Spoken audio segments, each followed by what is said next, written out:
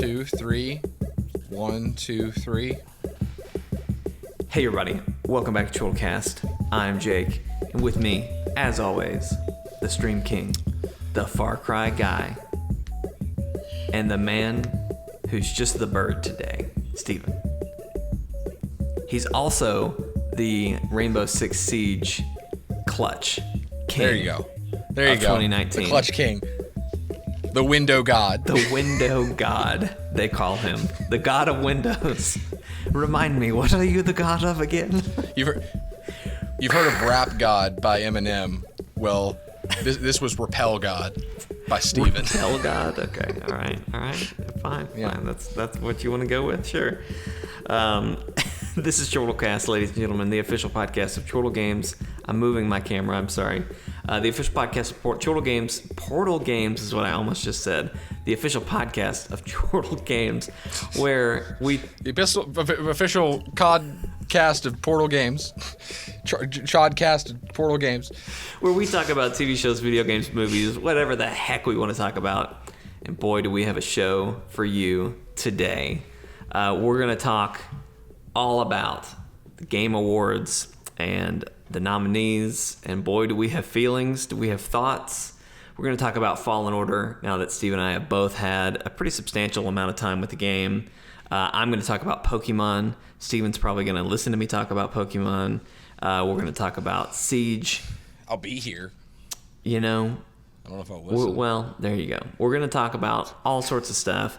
But first, before we dive into any of that, we must address the elephant in the room. That is... The world is ending. Everyone, like, YouTube's dead. Everyone hide your channels. Hide your kids. Hide your channels. COPPA's coming for everybody out there. COPPA's coming for everybody out there. So, COPPA has been the hot topic on YouTube and on Twitter amongst YouTubers and people who follow YouTubers for the last probably months, but it's been a real hot topic issue the closer we've gotten to the end of the year, which is when kind of a decision and changes are going to actually go into effect. If you follow us on our Discord or on anything, you've probably heard us kind of talking about things and just saying like, hey, you know, just be ready to talk about this, whatever. And so we're going to talk about it. We're going to just get into it. Before we talk about what I really want to get to is like, how is this going to affect us? But to just recap what is happening, I'm just going to kind of lay it all out and explain what's going on. So and I'm going to do that to the best of my ability. I am not an expert. I'm not a lawyer. I am just a terrified YouTuber who has done a lot of research because I wanted to know what I need to do. So basically, to start at the beginning, earlier in September, I believe it was, back in September, I think it was, YouTube was basically sued by the FTC, the Federal Trade Commission, which is part of our American government. They were sued in violation of COPPA, which is a law. It's the Children Online Privacy Protection Act. They were sued because the FTC was claiming that they had proof that children, which are categorized as anyone under the age of 13, children were watching YouTube and data was being collected about them. So like whenever you use a website, whenever you use any service, mostly you have these things called cookies that websites are collecting, and it's just data from your computer. It's not anything. I don't know how to explain this. It's not like they're stealing personal information. Basically, it's a breadcrumb trail. They're collecting basic information like this is a male, this is a 25 to 35-year-old. Like it's just information it's out there, but it's just data they're collecting, basically to better advertise to you.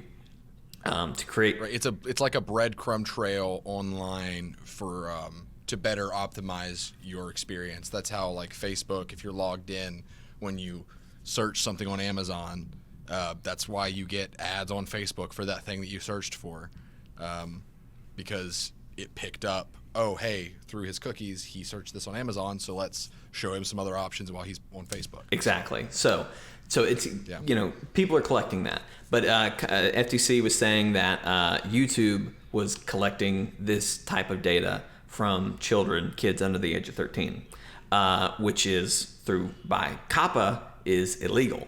Now, there's all sorts of debates that we could get into that I don't want to get into.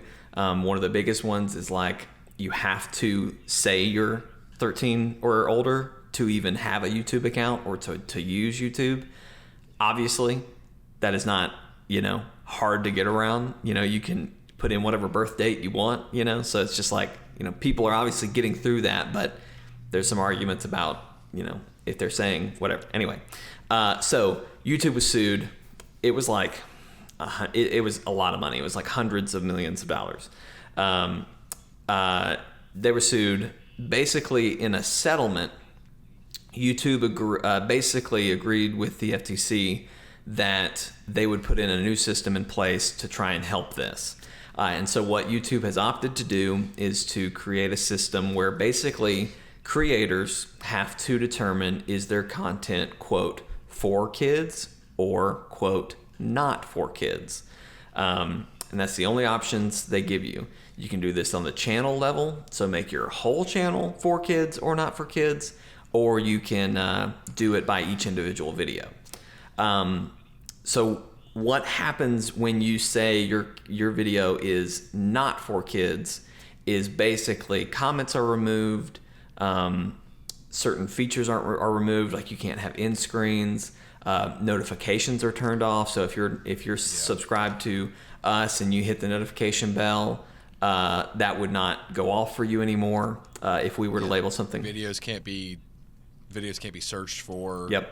No notifications, no comments. They basically neuter any 4Kids video from having any kind of visibility. Yes, exactly. I mean, you would have to be subscribed to that person, go to their channel, check their videos to find the content. And there's I've heard mixed news about live streams.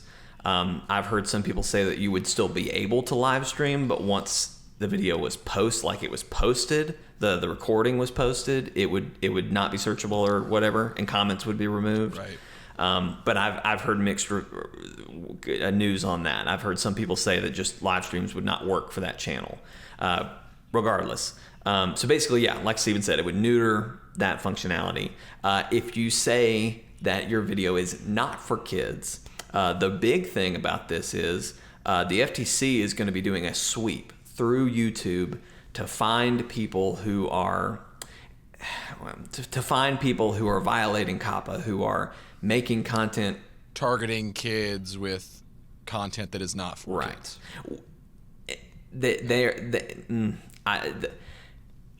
I'm just going to put this in here now. I'm sorry if this doesn't make a lot of sense. I don't have a script in front of me or anything.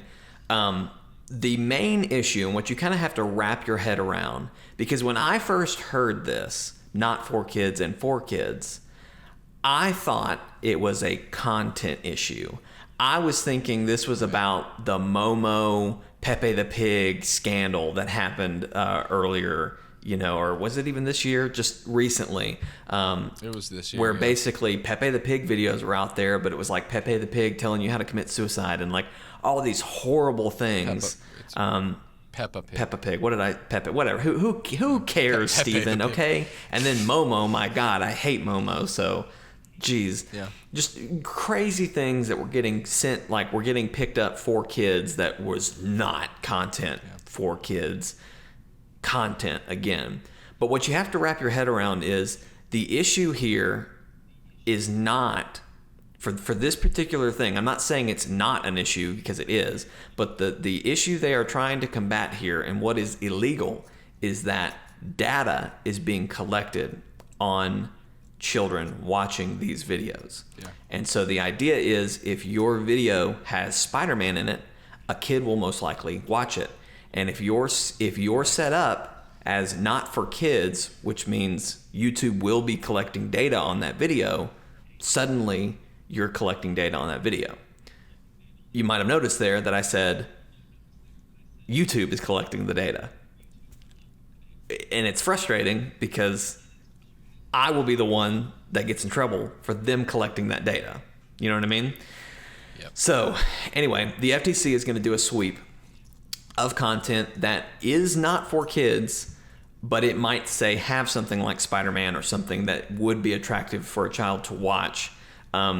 If they find that your video was mislabeled, you could be sued for up to $42,530 something, and that's not, and that's for per video, per infraction of that. So it only takes a couple to be in $1 million lawsuit. Now, not that's just the max penalty they could do. It's possible that you might only be sued for like $1,000 for a certain video. I don't know what the leveling system is going to be for that. Anyway, that's what's happening, right? The fear is, I think, amongst most YouTubers, well, there's several fears. Number one, people who are making content for kids, like, toy collectors, toy reviewers. Ryan's Toy Review, I know, is a channel that's getting hit hard, and I almost wonder if part of this whole deal isn't because of them from some of the news I have heard. But like channels like that are making content for kids, they are in a real rough go because they're not going to be able to make any money off of YouTube. Obviously, they can still have Patreon support. 90, it's like a 90% drop in ad revenue for channels that get hit by this, I think. So and to clarify on that, it wouldn't do personalized ads, which is where you get most of your ad revenue. It would still do just like general ads, which I think is still kind of weird, but it's just the data is not being collected. But obviously they'll still have Patreon and things like that they could use to supplement this. But, a lot of people, if that's already your 90% of your income, like that's a rough hit. And then I haven't heard as much. Well, probably as equally, there are people, I'd say like us, Stephen, who I don't consider our content to be made for kids. When I kind of imagine our demographic, I really think of people like between 18 and 30, just because, right. we're in that range, like I started this when I was 20, 21. Gosh, that can't be right because I'm 27 right now. Anyway, maybe I started thinking about it when I was that young. But anyway, I don't think of kids under 13 watching our content. And I don't think, obviously we meet YouTube's guidelines, so we're not doing anything not safe for work or anything. But I think even beyond that spectrum, like we're really, I don't know, we're in a good space, I think. Like we're making content that I wouldn't necessarily want someone under 13 to watch, but like if they did, it's not going to be like a Jake Paul video where his girlfriend takes off her shirt to distract him in Fortnite, like that's not what you're going to see. The worst they'll hear is an F-bomb or, or something else like a curse word or maybe a lewd joke that they wouldn't even get, So yeah. I feel like I feel like we're in a really weird place because we're not so far on the like, oh, heck yeah, he's definitely, there's nothing just blatantly obvious that we're not for kids. But at the same time, I don't really think we count as that. But the problem is we have things like Overcooked and Spider-Man and Pokemon that we play and joke around and make lewd jokes and might curse and do whatever, because we're adults and that's what we can do. But, obviously a kid might be attracted to a game where I play as Eevee or Spider-Man. And there's all sorts of crazy stuff like Spider-Man is one I keep bringing up because one of our videos of us playing Spider-Man in a live stream has been flagged. I set our channel, when this all first happened, I set our channel as not for kids. And then certain videos, I really don't even know that they have been flagged, but every time I go to check if they've been flagged, I cannot see any details about that video. But like I can go to other videos and see it. So anyway, the reason I bring up Spider-Man, I think it's a great example of why this law is just very flawed. So Spider-Man for PS4 is rated by the ESRB as T for teen, which is... And teen is 13 and 13 up. and up.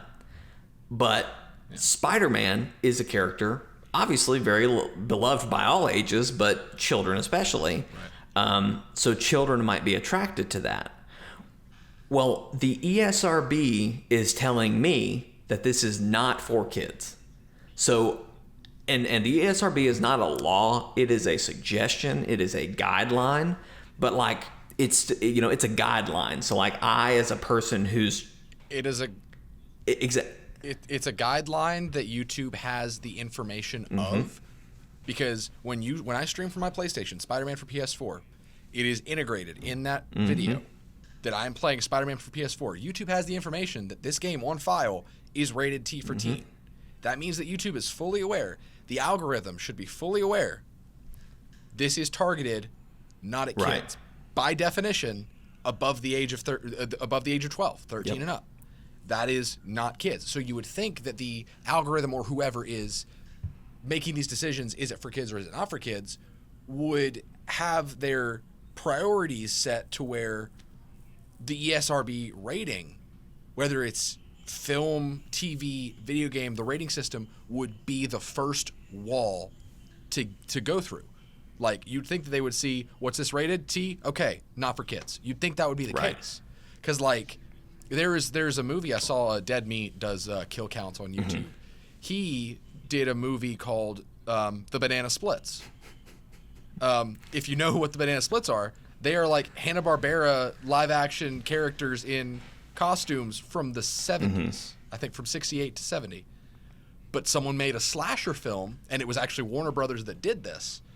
They made a slasher film, rated R, this year, where the Banana Splits kill people.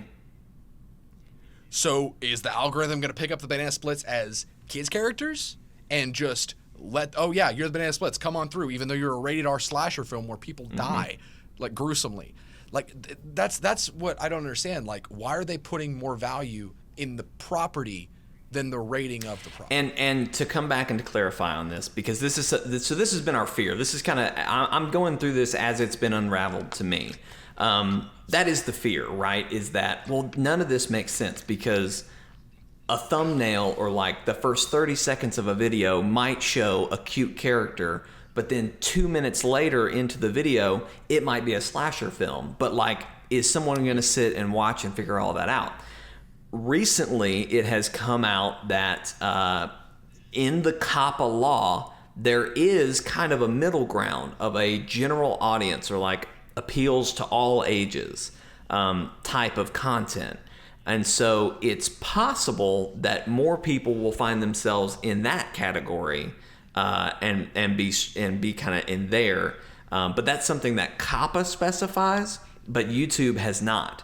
And so to go off kind of what you're saying, Steven, we only know what the YouTube algorithm has started to pick up on, of like, hey, this should really be labeled not for kids, or hey, this should be labeled for kids, whatever. So like, that's the confusion, is it's like, is an algorithm going to be doing this? Because we know that algorithm's going to be wrong. I can tell you right now, it's going to get something wrong. Is the FTC. The FTC claims that they're going to have people reviewing these, and they're just going to be doing massive sweeps. And they keep talking, like they keep saying, like, we understand there are millions, but like, we will go through, we will do whatever. And obviously they are wanting to find people who are really doing wrong, and they don't want anyone to get away with that. But like, to the same tune, it's like, are they really going to watch? Are they going to watch millions and millions, trillions, billions of hours of stuff? Like I just said, if they watch the first 2 minutes and say, yeah, this looks kid friendly, I'm going to flag this. But then, I don't know. And to get back again, you have to wrap your head around, it's not about the content. It's about, would a kid want to watch this, and would data be collected on that kid? Right. And I don't know. And so the other thing is, COPPA was originally made in like the 90s, okay, when the internet was first starting. They updated every couple of years. Some activist... I think it's every 10 years. Yeah. Some activist group recently like kind of pressured them to change it a while back, which is what kind of led to this sue earlier this year. And now they're getting ready to kind of change it again. But like the thing is, it is not caught up to where we are now. And I'm personally frustrated that they're implementing something and they're like, they're going to be suing people for a lot of money for something that's really not hammered out yet. Like, I totally get getting this all on our radar, but there really needs to be a lot of revisions of it and more specification, because right now what is considered for kids, like bright colors are one of the things that could get you flagged. Upbeat music, language like cool and dude and stuff like that. And so it's just kind of all over the place. Anyway, how does that affect us? And it sucks. Oh, go ahead. Because like, whether it's like if it's an algorithm that does this, which the YouTube algorithm has already started to, like you said, pick and choose, like, oh, Spider-Man rated T for kids, makes no sense. But like, you say it's not about the content, and that's true. Like, this wasn't started because of the content, but no matter what way you slice it, it affects the content, and it needs to be about the content, because an algorithm, and you kind of said that, touched on this in the text messages the other day, but an algorithm can't pick up on intent. Like, expecting an algorithm to like understand our audience and who we're going for. Like for example, like I don't use a lot of foul language when I stream. Whenever I stream, like if I stream a game that I usually don't stream anything under rated T, but if I stream something like Spider-Man or some other game that may fall under that skeptical category, because I don't swear, does that mean I'm for kids and I'm going to get fined? Like, it's crazy. You can't expect a machine to tell me that my intentions, that I lied about my intentions, I mean, if you ask me, the real thing that we should be doing is making it harder to use YouTube. You know what I mean? Like I said at the top, you have to be technically 13 plus to even have a YouTube account or to use YouTube. Yep. Like, so why is any of this an issue? In my opinion, it's like, and I understand, I've been that kid who you log into something and it says, how old are you? And you say, oh, I was born in 1788, like just to get through the wall. But like, maybe we need to... The responsibility... maybe the responsibility should have fallen on the parents. And I know that's kind of like... It's easy to stand here. I'm a newlywed. I don't have kids yet. So it's easy to stand here and me say just like, oh, parents, start parenting your kids. Don't let YouTube be daycare, which I agree with. But I understand that it's not that simple. Sometimes YouTube can be an important tool for families. I get that. But what needs to happen is they need to make it to where when you have a YouTube account, they need to have another step of authentication. Even if it's like you need to have a phone number attached to it, or just something that like credit card. Definitely not credit card. Just something to where you can't have these kids just going like, because right now all you need to do to make a Google and therefore a YouTube account is you just need to make an email and lie about your age. Yep. That's all you need to do, and then suddenly you can access mature rated content that way. They're like rated M trailers or like red band trailers of movies. 8-year-old kids can access that as long as they know how to make a Google account, and it's the easiest thing ever. So like, that's where you need to start. I agree with you on that point.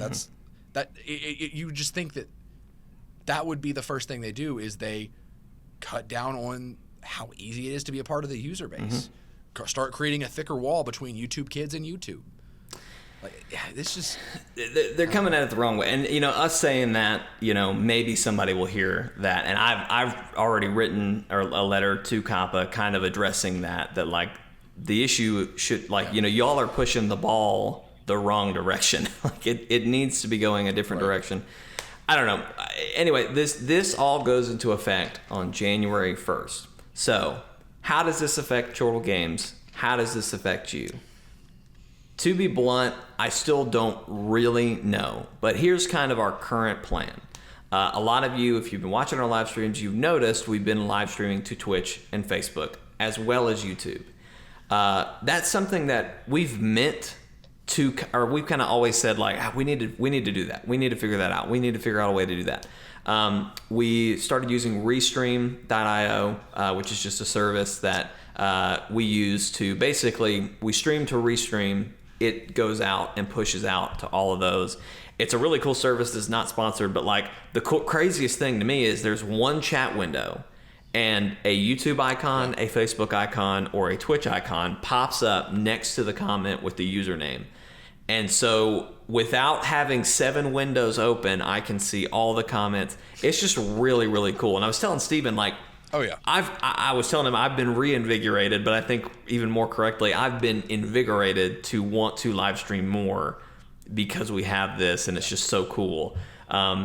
But basically, you've noticed us doing that. We're going to continue to do that.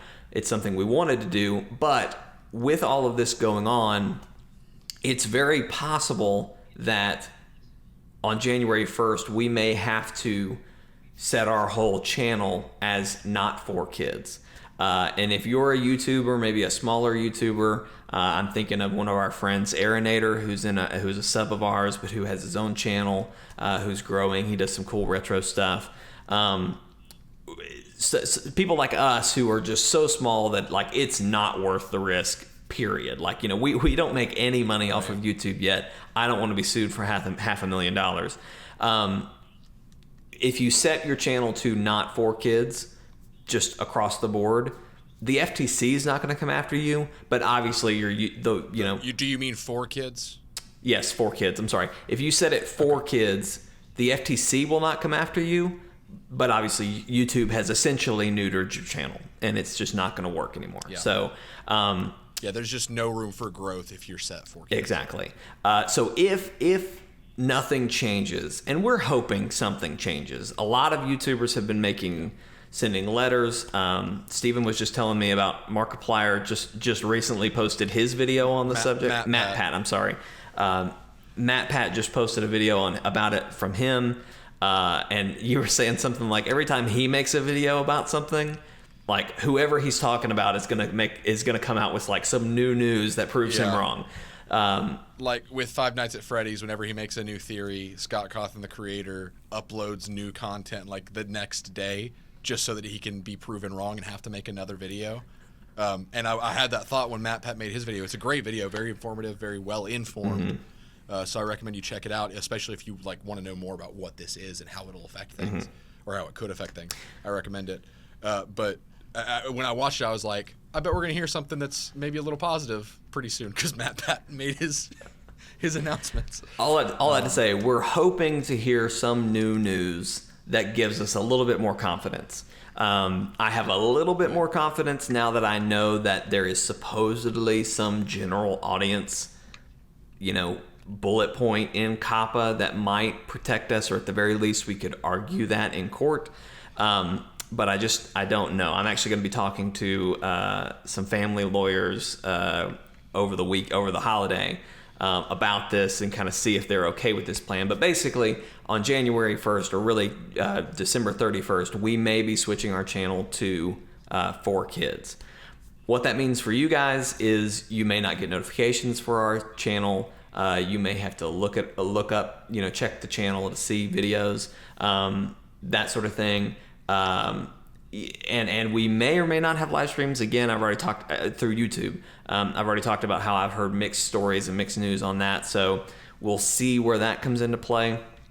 But basically, we will start to stream to Facebook and to Twitch. So if you don't follow us on Facebook, we're at Chortle Games on Facebook. You can find us there. On Twitch, we're Chortle_Games. You can find us there. Obviously, and we'll be streaming there regardless. From this well, I mean, pretty much that is our new. We are going to be streaming to all 3 of those systems, regardless. Right. If you suddenly and that is what. I was just gonna say, if you suddenly don't see that we're live on YouTube anymore, go check those, because this whole COPPA situation may just be shutting down our live streams going to YouTube, and that's just something we're gonna have to overcome. So anyway, if you're not following us on one of those services, go follow us. If you're not a part of our Discord, I really encourage you to go there. Because we're always sending notifications when we're going live. We normally poll like what you guys want to see, especially like Friday night, Saturday night streams, when it's kind of like, I could play whatever. Like, what do y'all want to see?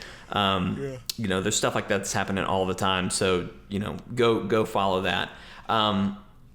But basically, we're not going to go anywhere, but some things might change. Kind of also along those lines, Let's Plays are going to be probably a little less common. For a number of reasons. This number one, because a lot of our uploaded content is going to be hit. But I'm not saying they're gone completely. We may, as we have more time, we've kind of fallen behind. Normally I go to Steven, we record a batch of Let's Plays, and I kind of edit them over several months. And, we've just kind of fallen away from that. Part of that is just schedules have been all over the place. I'm picking up a lot more wedding business that I'm trying to do and have that done. So my weekends are a lot more sparing. Steven is got a lot going on his plate and during the weekends with his job. So it's just kind of been a thing that's just been off the rails. Normally I would record something by myself sometimes, but that's just getting harder and harder to do. And I personally, I hope you find them enjoyable and entertaining. I personally, while editing those, just kind of feel like, this is just like, I'm just trying to make this work. So anyway, yeah. In replacement of that, though, normally we have Let's Plays on Wednesday nights. If we don't have a Let's Play on a particular week, I will probably do a live stream that Wednesday night. Again, I kind of feel excited about live streaming all of a sudden. So I want to do a little bit more of that. But anyway, that's what's happening with us. If you're not following us on Twitch or Facebook, be sure to follow us there just to kind of have a secondary window. If you're not following us on Discord, do that as well. But anyway, hopefully a few podcasts from now, I can say, hey, they made this change to COPPA. We're going to be fine. It's going to work out. But anyway. Yeah. Yeah. Can I say something real quick? Yes. Okay. All that being said, and Jake, correct me if any of this is wrong or scold me later. In anything that is happening with COPPA, I personally think it's gonna, at least in our corner of YouTube, I think it's gonna blow over. Mm-hmm. I think it's been pretty overblown, and I think that a lot of people are just assuming the worst, and there are a lot of people that will be affected by this. And my heart goes out to those people, but for our corner, I think we're going to be fine. But that being said, no matter what, this isn't us abandoning ship. And I think our mentality, even of if we change our channel to 4 kids, I think we have the mentality of basically using it as camouflage. Yeah. I mean, and if things change later, finish your thought. I'm agreeing with you. Yep. Okay.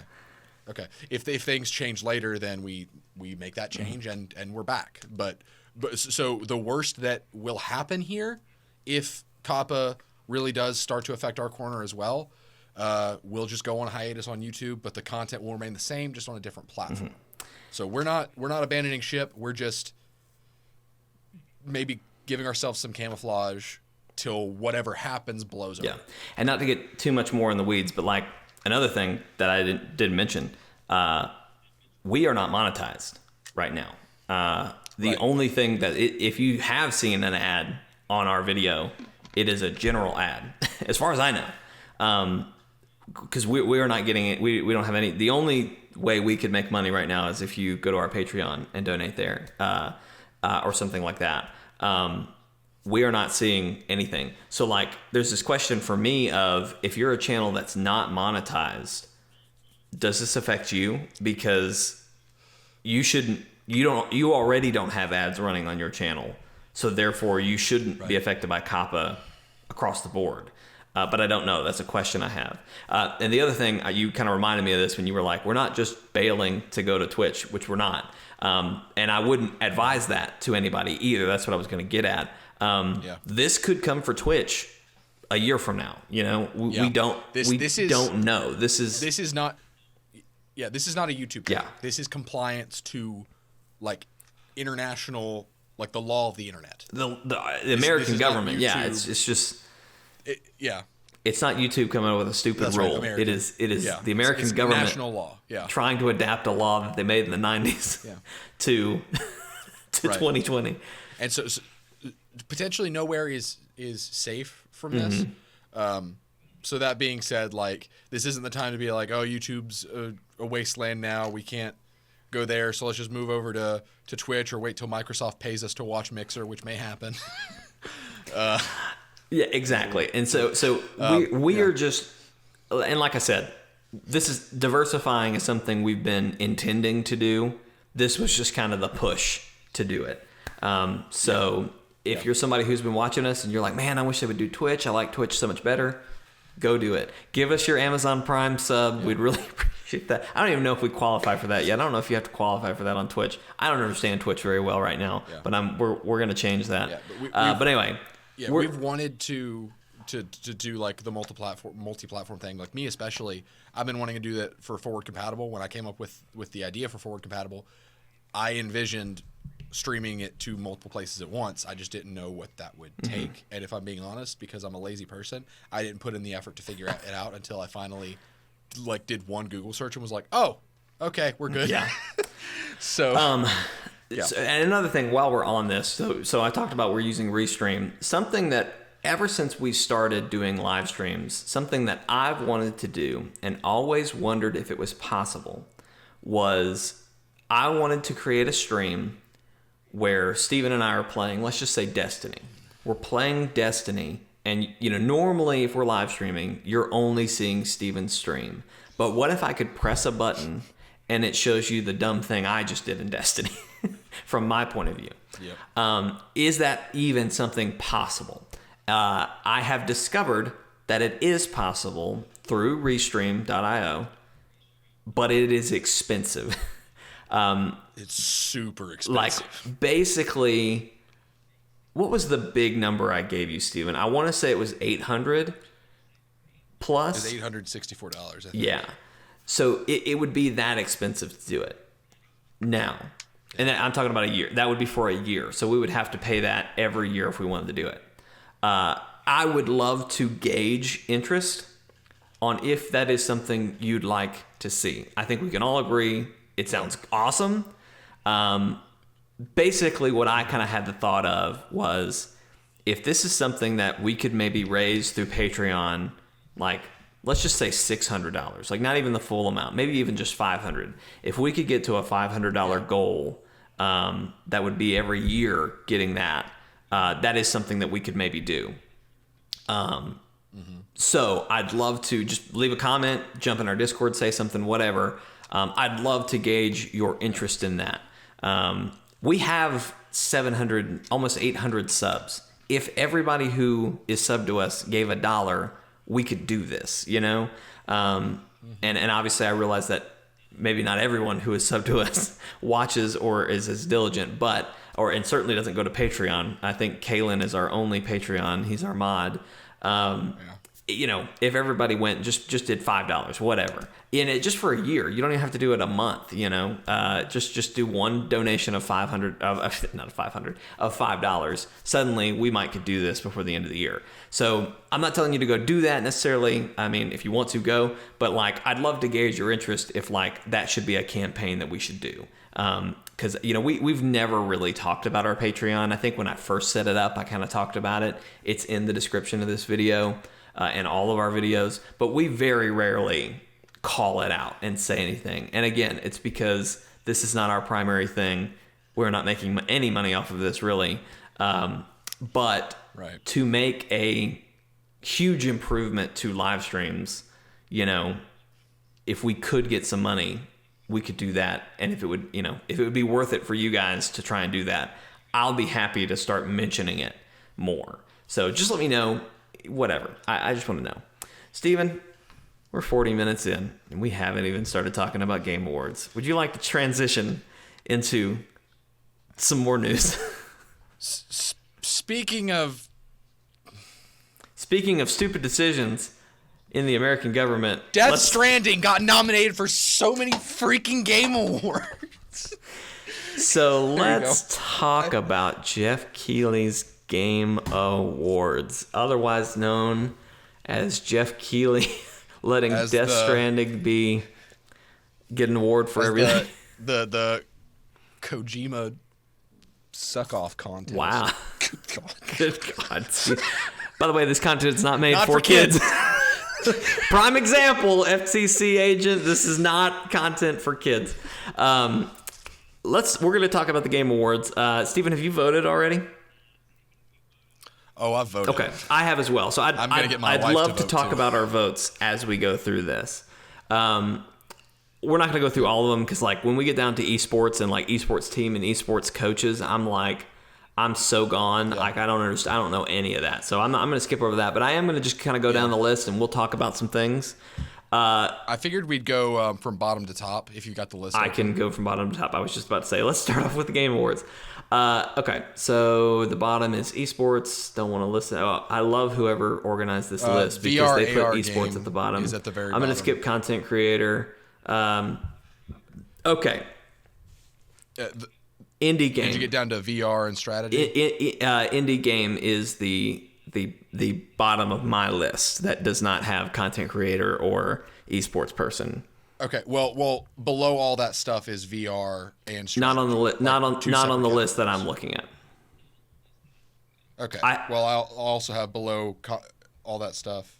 You know, you give me the category. You give me the category, and I'll figure. I've got you. I just scrolled up and I see VR and strategy further up on the list I'm using. Yeah, I'm not using the Game Awards website. There. Yeah.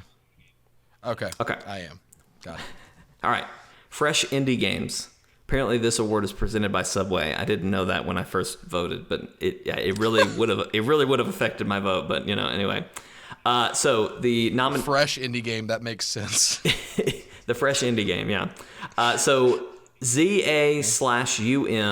Oh, I'm sorry. That's the developer. So Disco Elysium is listed.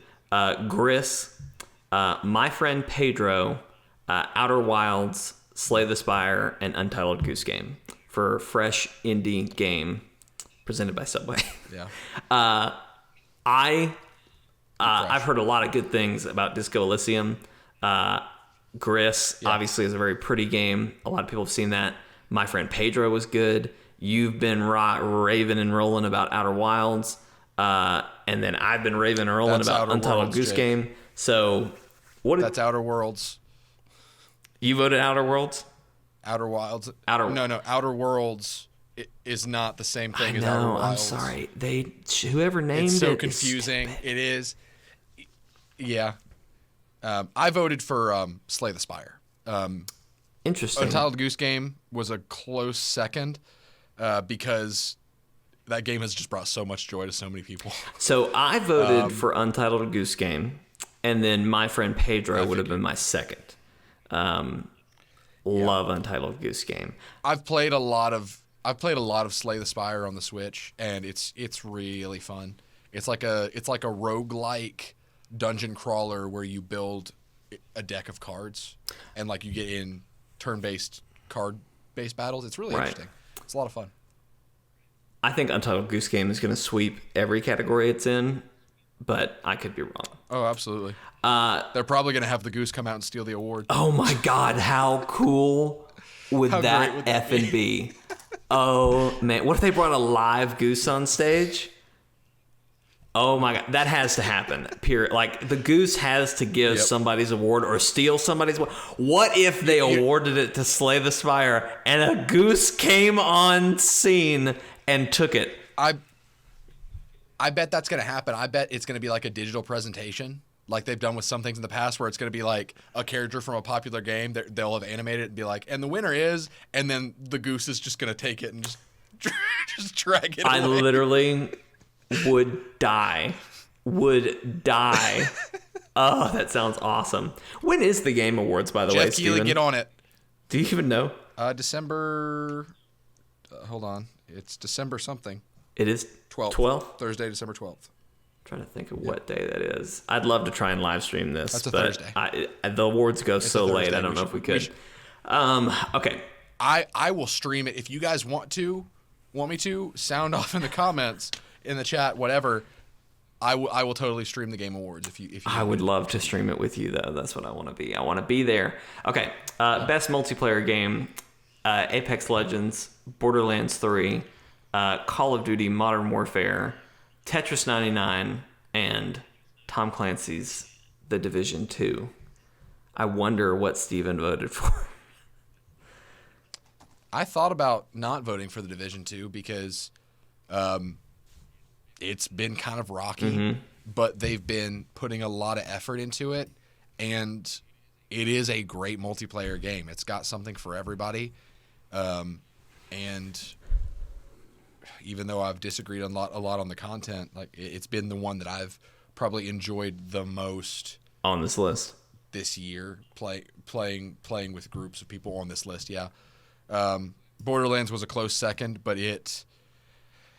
I love the gameplay of Borderlands 3, but I just got to the point to where I just don't want to play it very often because the story's so good. Right. And so, I don't know. Well, I voted for Tetris 99 because I haven't played any of these other games. I played like 10, maybe an hour of Borderlands 3 with you, and it was fine, but not enough that I could like make an informed decision. So you voted for Division 2. Is that what you said? Okay. All right. You start. I felt like you were gonna say that you were like, well, I almost did, but all right. I'm gonna. Then I voted for Apex. Do what? Did you notice that I was joking. I was saying then I voted for Apex. Fortnite's not on a single one of these. Fortnite. Did you notice that? I think Fortnite is only nominated for like 1 or 2 categories.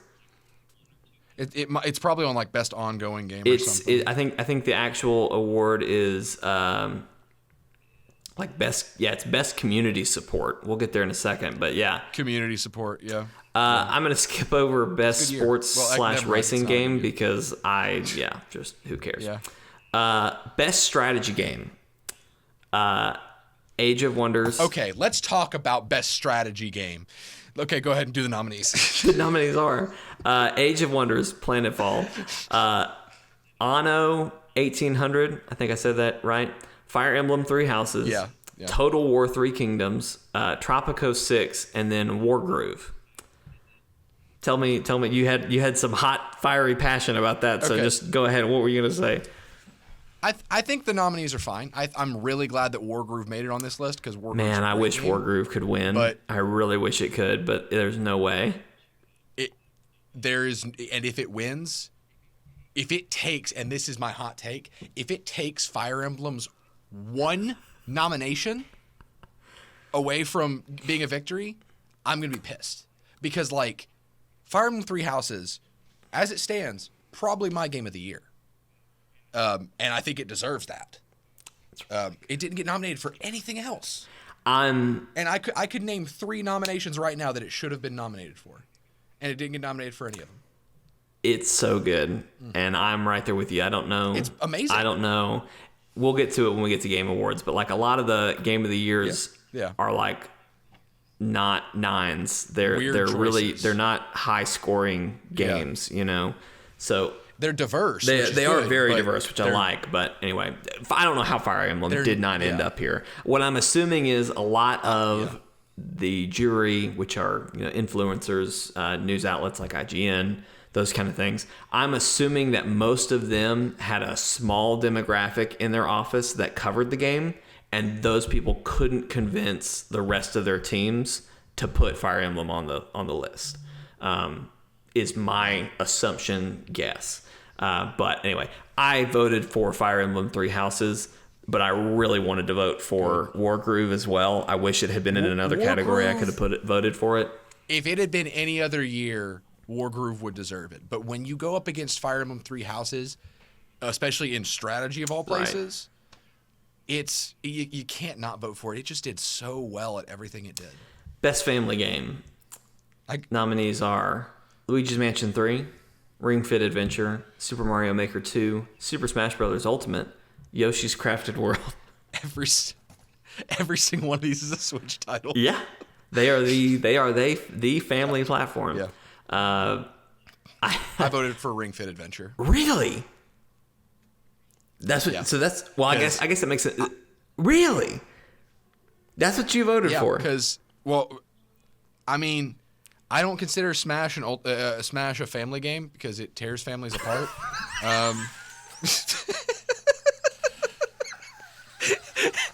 That's.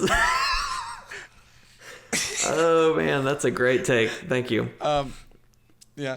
Yep. I voted for Ring Fit Adventure because it has something important to say, and I just get this image of like families playing it together and like actually being active, but also, I don't know. It's a really great concept that they pull off really well. Because I got Ring Fit Adventure and I've been playing it a little bit. I haven't played it much in the past week because I've been and we so will busy. be doing a Let's Play on it in some way, shape, form, or fashion. We just don't know when or how. But I can definitely say that like, even though it's not a game that you can play like multiple people at once, it is a game that I could totally see families bonding over, or like doing together even though they can't play it together at the same time. I don't know. It just comes in as a category into a category. It's its only nomination, I think, but I feel like it should have been in another category, maybe even Games for Change, because or Games for Impact. That's what it is. Because it takes this concept that has not been approached super well in the past, and it does it in a legitimate way where it's a legitimate workout, and you can actually build good habits by using it. So I'm glad to hear you say that, Steven. I have not heard you talk about it, so that's great. I voted for Luigi's Mansion 3. Yeah. It was a hard sell between that and Super Smash Ultimate for me. But obviously I didn't have Ring Smash, Fit, so yeah, I love Smash, but it's not a family game. Well, let's move on to what it might be considered. Best fighting games: Dead or Alive 6, Jump Force, Mortal Kombat 11, Samurai Showdown, and Super Smash Bros. Ultimate. I've never heard of Samurai Showdown in my entire life. I know, right? I laugh at somebody like I've been listening to some people in podcasts and they were like, "Who put Jump Force on this? Like, why did anybody?" And it's like that's just it's a fighting game. It's like it's just they're few and far between. I voted for Smash for this one just because it's Smash. Number one. It's the only one of those I've played, but love Smash. I'm glad to see that Smash is in the awards this year since they came out in December of last year. So I appreciate that is that they're kind of getting a resurgence here. And it's really nice to see they had the integrity of not releasing their game right before the awards so they couldn't stroke their own massive ego. But we'll get to that. Disco Elysium. For Best RPG, Disco Elysium, Final Fantasy 14, Kingdom Hearts 3, Monster Hunter World Iceborne, and The Outer Worlds.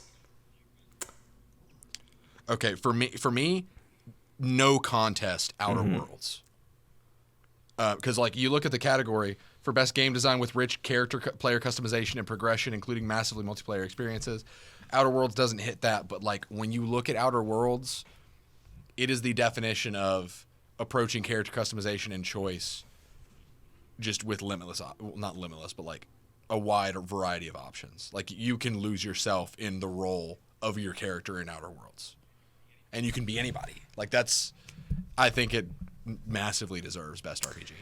I wholeheartedly disagree because Kingdom Hearts 3.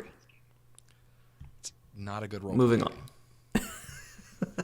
I have spoken. Okay. Moving on. I have spoken. Best action adventure game: Borderlands 3, Control, Death Stranding, Resident Evil 2 Remake, The Legend of Zelda: Link's Awakening, and Sekiro: Shadows Die Twice. I want to insert here Sekiro. I am very surprised and very proud of Sekiro getting so many nominations. I think it deserves it. I know it was well received, but I am constantly surprised at it being in so many nominations. But anyway, I picked Control for this. I've played Link's Awakening, but I don't really think it's the best in this category. I think that should have been in family games, and I might have voted for it then. But it's I don't know. It's not very action adventure in my head. I mean, it technically is, but I don't know. Sekiro. Is Death Stranding action adventure? That is the question, Steve. It defines genres, Steven. It just it is its own genre. Then why is it why is it nominated? It's a Strand type game. Why is it nominated for so many in genre games then? It's not these things. For the best action adventure game combining combat with traversal and puzzle solving. It does all of those bad. It's bad at all of those things. It's there. I mean, of all the categories that it could have landed in, I think action adventure fits it best. But that's sad. It is what it is. That's sad. So you voted Control, right? I picked Control. Get ready for a lot of this, guys. There are a lot of nominations. What would have been your second choice on that list? Borderlands? My second choice. Or was it a pretty straightforward Control? I feel like it would have been Borderlands 3 if it was best action game. But when you look at action adventure game combining combat with traversal and puzzle solving, I think Control just hit all the right notes there, and it did all of those pretty well. Traversal, not so much because it was pretty confusing, but at least the traversal was interesting because the FBC was such a cool set. I'm going to tell you, that game would be drastically improved. And the struggles of where do I go? How do I get there? Yada, yada, would all be so alleviated if you could get the hovering power in the first hour. Because I can't tell you how many times, and even watching you do live streams, going through things I had already done once I had gotten the flight power, and I was just like, he should be able to just jump into that window and he'd be where he's trying to get to, but I don't know how to tell him where to go. So it's just that they could have made that game a million times better if that ability had been one of the first you had gotten. But I understand why it's not. Right. Best action games: Apex Legends, Astral Chain, Call of Duty Modern Warfare, Devil May Cry 5, Gears of War, Metro Exodus. What did you vote for, Steven? So funny that Borderlands was not nominated for this category. Isn't it, though? That's so I think it's funny that Apex was nominated for this. I'm not saying that it's not an action game, but it just is I mean, I guess Modern Warfare is there as well. So, I don't know, to me, I think of that as a multiplayer game, and it's not an action game. But it is. So to me, I think Astral Chain probably deserves it, but I haven't played it. So I can't, in good conscience, vote for it. I think that if I had played DMC5, I would have voted for DMC5 because I love Devil May Cry. I haven't played too much of it, but I think if I did play this one, I would have probably voted for Best Action, but also probably for Best Soundtrack, but we'll get to that. So I voted for Metro Exodus because I didn't feel too strongly about voting for the other ones because I hadn't played them, but also Metro Exodus was a fantastic game, and it deserved recognition. And so I want to make sure it gets recognition in the one category that it was given. I like it. I voted for Devil May Cry 5 because I haven't played it, but I knew it. Like Steven, if I had played it, from what I've seen, that's what I would have voted for. When one of the things you can do is shoot a rocket fist and then skateboard on ride the rocket fist like a surfboard into an enemy, give it Best Action game. I mean, it's there. It's fine. It deserves it. Best VR/AR game: Asgard's Wrath, Blood and Truth, Beat Saber, No Man's Sky, and Trover Saves the Universe. So Beat Saber or Blood and Truth. So, interestingly enough, did Beat Saber win? I thought Beat Saber won Game of the Year, or not Game of the Year, VR Game of the Year last year. It was not out for PlayStation yet, I don't think. So is it just is it put in here again because it's on PS4 now? I guess so. Okay. Anyway, I voted for Beat Saber because for me, I've played all of those, or I haven't played all of those, but Beat Saber's the best. I voted for Blood and Truth. I figured you would. I want, again, I love Beat Saber. You know I do. But like you said, like I feel like it won something last year, or at least got a lot of recognition on its other platforms. And I want to see Blood and Truth get recognized, and it deserves it because it delivered an experience that I've never had before. And I would totally play it again. And I hope that they do more later. I laughed in my head because you said it gave me something that an experience I've never had before, and in my head I was like, it made you feel cool. But that's mean. I'm sorry, I don't mean it. I 1v5 clutched on Rainbow Six Siege. You shut your mouth. How dare you speak to me this way? Oh my God, I'm sorry. I don't mean any of that. I just that was what popped into my head, and I was just like, God, that's funny. Okay, best community sport: Apex Legends, Destiny 2, Final Fantasy 14, Fortnite, and Tom Clancy's Rainbow Six Siege. What'd you vote for? I voted for Rainbow Six Siege. Okay, all right. And but see, normally I probably would have abstained from voting if I had not yet played Siege. But as I played Siege, I started to notice that they really put a lot of care into the content they release. Like when they add new operators, they do research on like the different countries and their spec ops. And I think like when they made Japanese operators and they were making Japanese operator based on a certain squad, they like tried to contact Japan to get information to accurately depict them, and Japan denied their existence. Like just a fun little story. That's interesting. But like, yeah, but like they really wanted to make the game feel authentic while still delivering a game that makes you feel like have those highest high moments like 1v5 clutching, which I've never done before and probably never will again. Hey guys, if you didn't know, Steven 1v1, 1v5 clutched 1v5 a game. Clutched. Link in the description. Just go to the channel. Put the link in the description. Yeah. But I think they've done a really good job of keeping the game alive and adding new interesting content. And they've actually done it in such a way to where the game feels pretty balanced. Now I would have voted for Destiny, but you know, they wanted to do away with support, so I can't vote for them when it comes to community support. Wow. I voted for Destiny. Yeah. Mainly because it's the game that I'm playing, but or that I play on this list. But I tell you what, I don't play Final Fantasy 14, but from what I understand, I feel like they on this list may be the best of like supporting the community and like keeping the community alive. Just from what I've heard, just because they're constantly pumping out content. Fortnite is probably in the same category of they're always doing stuff, and whether I personally wonder though if, you know, Fortnite is constantly doing stuff, but are they supporting their community? You know what I mean? Like, are they listening and doing what people want? They're always doing stuff, but they're really just kind of throwing stuff at the community. Always doing stuff is one thing, but always doing meaningful stuff is another. And that's the thing with Rainbow Six. I feel like when they come out with a new operator, it's a big deal, and it changes a lot in the meta, and they do a good job of playing the balancing act with all the characters they've got.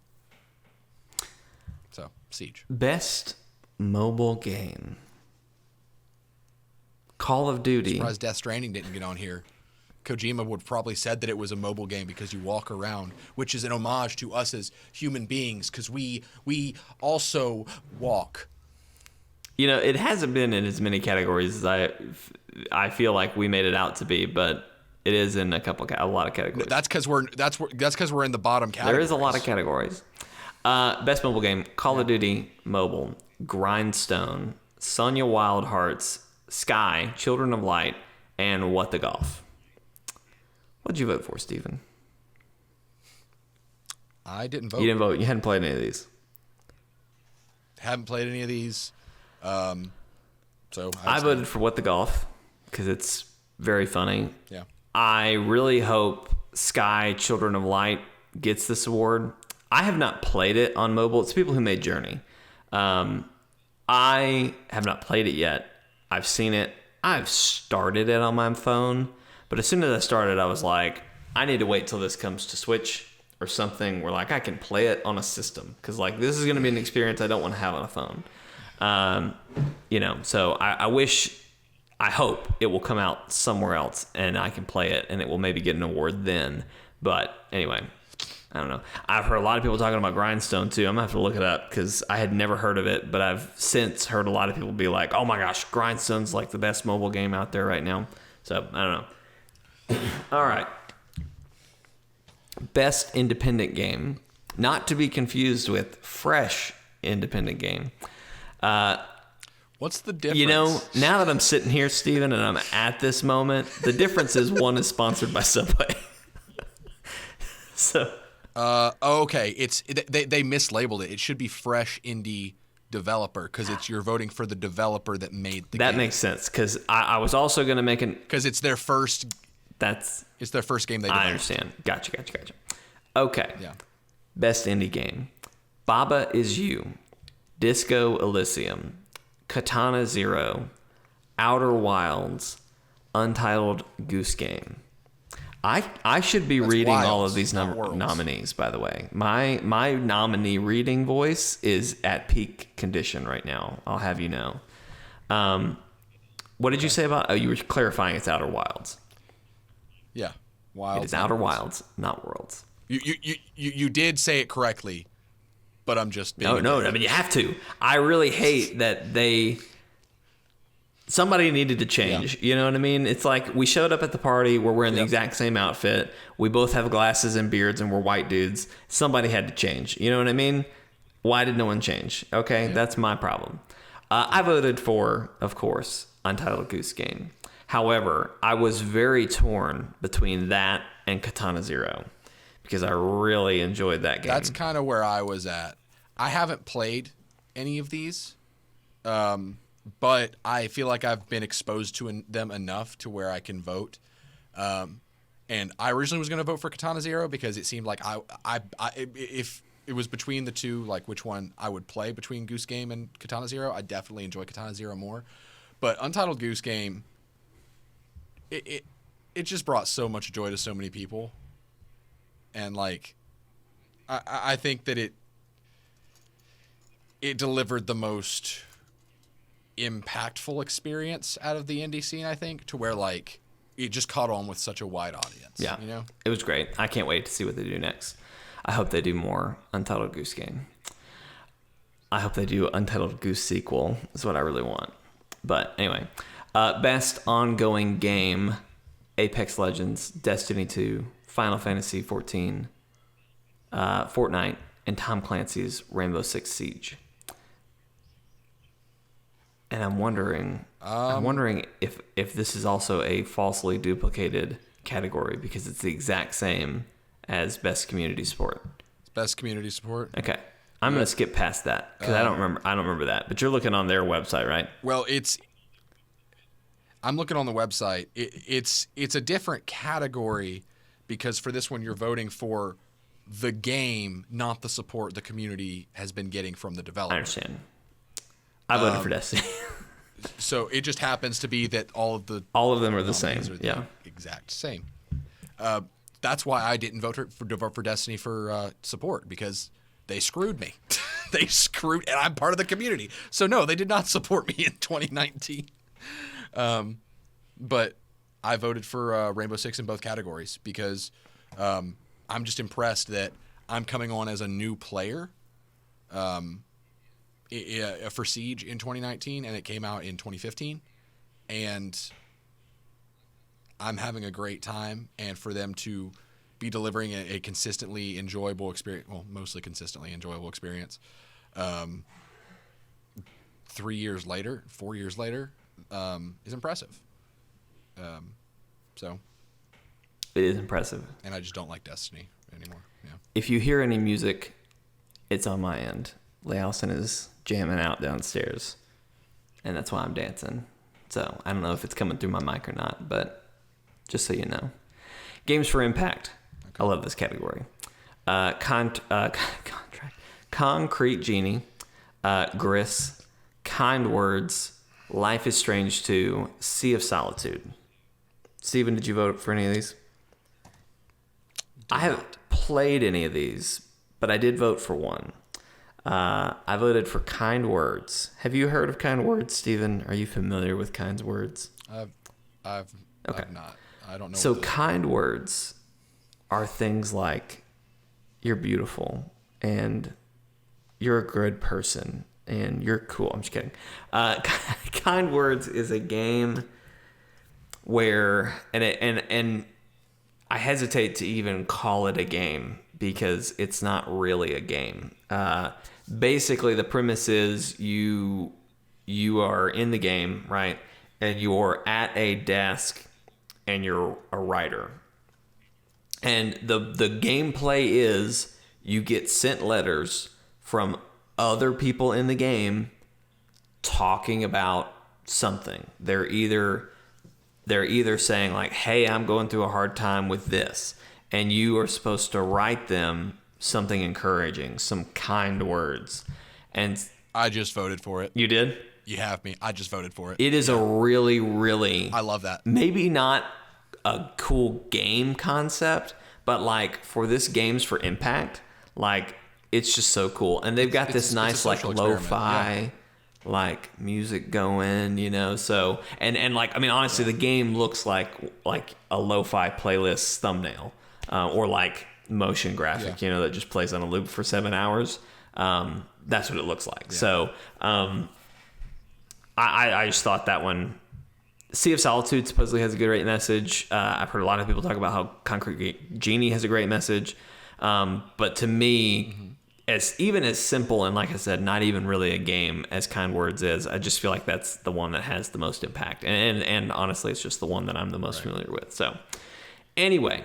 Yeah, that I voted for it. And honestly, here's a hot take for you because we can't let this go. This probably should have been the only category that Death Stranding was nominated for. And it wasn't. I was thinking the same thing because Girlfriend Reviews, their review is probably the only... It is the review of Death Stranding that I'm like, okay, I understand. I get it. Like everyone else talks about... Like IGN's review of Death Stranding is... Not to say that they didn't do a good job on the review, but like they just talked about... Here's the problems and, you know, yada, yada, yada, whatever. And, like, the story does whatever, but they don't really spoil the story. Not that Girlfriend Reviews spoils the story, but Girlfriend Reviews kind of made it all make sense to me. Basically, what they say in their review, they have the first half is just the funny struggle and just, you know, the videos of Norman Reedus falling over with crazy amounts of packages, yada yada, and they talk about how frustrating it is and how difficult it is, and it's just so crazy and it's so stupid. But then you get to the back half where you start to be able to work together with others, and they talk about how it all clicked. The reason it's so stupidly difficult in the beginning, just from even a mechanic standpoint, like the game is broken at the beginning because the game was designed for people to work together. Like that, as far as impact, like that message, I get it. I understand why people love the game. Funnily enough, Donkey had a video that also highlighted this, but he was just like, but that's stupid.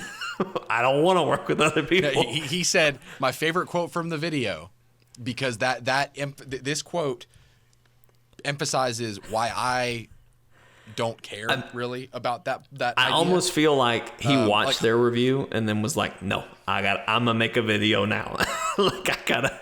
Well, like I appreciate the argument that Girlfriend Reviews presented, and it's a neat way to look at it. But the reason why I just look at that and I'm like, that's a neat way of thinking about it, but that's stupid, is because Donkey says, like, eventually you get to craft things in the multiplayer to help people traverse the map. The zip line is the best one because it lets you skip the game of Death Stranding.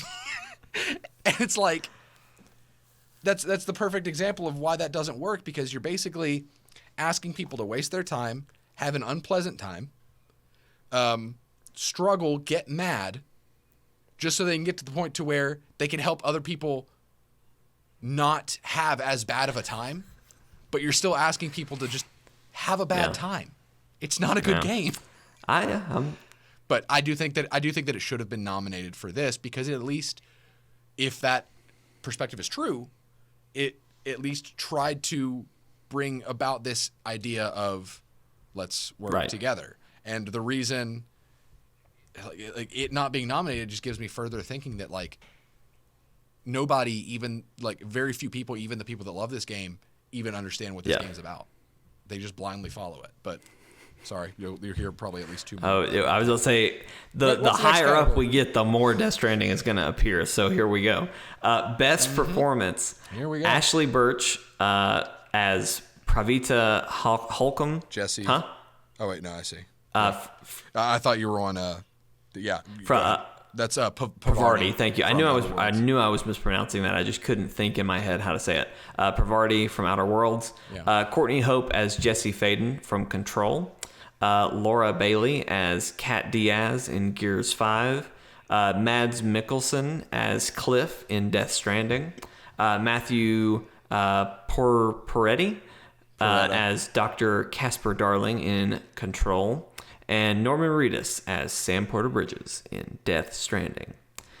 Again, one of the only other categories that I think makes sense for Death Stranding, because Death Stranding is basically a movie. So I appreciate that Best Performance, they had a couple nominees. However, I've heard from other people who have played the game that these two are not even the best performances in here. The guy who actually plays Guillermo del Toro's character, I've heard a lot of people say that his performance is amazing. So I just find it interesting that neither of them made it on this list. But I guess that just because someone else other than Death Stranding had to be in this category. Who'd you vote for, Steven? Who'd you vote for? Or you want me to go first? I voted for Jesse Faden, Courtney Hope, playing Jesse Faden. I figured you did. That's who I voted for. I thought she did a great job. Yeah. Whether you like the character and the writing, I felt like she performed very well. Here's why I did not vote for her. I've been vocal about not liking the character of Jesse Faden. And again, I'm sure she opens up later on, but, like, I'm probably most of the way through the game at this point, and she's just been really flat.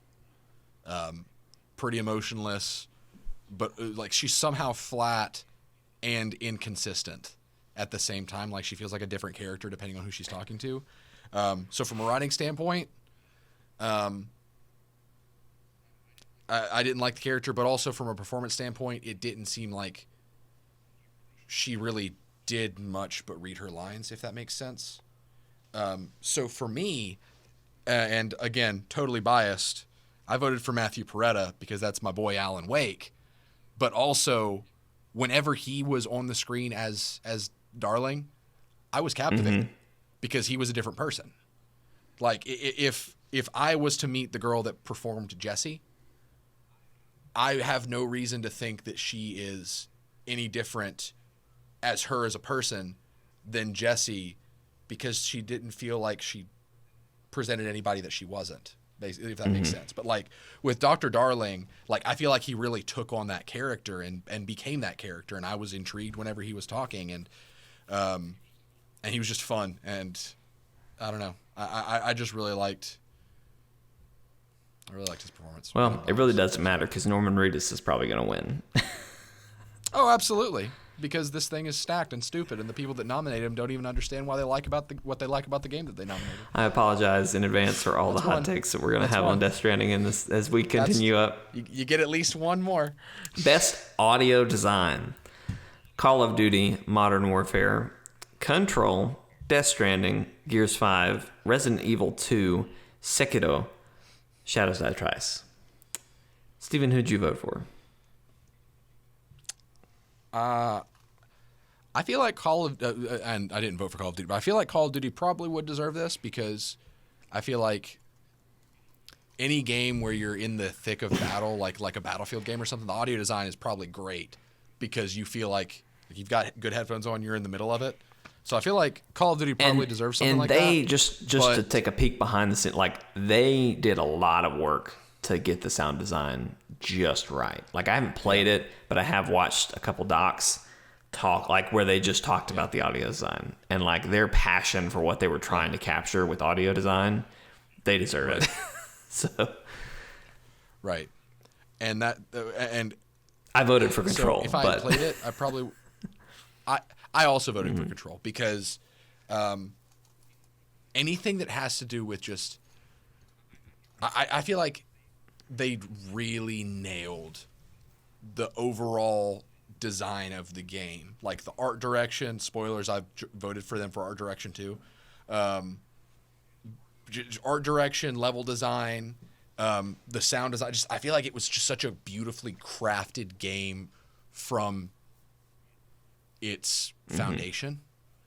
I don't agree with a lot of the story, but I feel like just the sounds, the levels, like it was so intriguing and so interesting, and so like I voted for it because I felt like it took me to another place. It creates an atmosphere with sound, which is what this category is all about. Best. And Old Gods of Asgard did take Control, and that's an amazing song, and that's audio. But that is not audio design. That is music and score, which is this next category, and I'm frustrated they weren't nominated for that, but we'll go over it. Best score / music.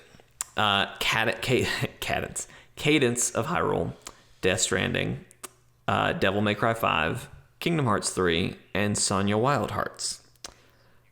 I personally think this is a great category. I'm confused why Death Stranding is in here, but I've heard a lot of people say that it has a good soundtrack. Supposedly music will just start I guess not licensed music, but like real music will start playing that they somehow got the rights to play in the game. So I don't know. But I voted for Kingdom Hearts 3 because it's Kingdom Hearts, but also it has great music. Based on what I know about Death Stranding, it shouldn't be here. Based on what I know. And again, all this stuff that I'm saying about Death Stranding, that's my opinion. I haven't played the game. I refuse to. But this is all based on, and I unfortunately had to consume a lot of this game. Outside of playing it, but I've seen people that loved it talk about it. I've seen people that hate it talk about it. So I've seen a lot of different sides, but I don't think it should have been in this category because Fire Emblem should have been in this category 100% because that game's soundtrack is amazing. Or it's just got really good music. Why is Smash Brothers Ultimate not in this category? They literally have a portion of their game that is just play the music. That you put your headphones in and just it plays the music. They have so much great music in that game, and there are only 5 nominees for this. That seems small. Well, that's as many as can be in one. But okay, I don't know. I'm just blown away because it is nominated for so many other things. It's only nominated for 3 other things, but. Because it's nominated for so many other things, I'm shocked it didn't make it into Best Score in Music because by far it has the largest category, largest album, of music and score. Yeah. Even for me personally, I voted for Kingdom Hearts, but if Smash had been on there and Kingdom Hearts wasn't, I wouldn't be like, oh, but Kingdom Hearts has the greatest music ever.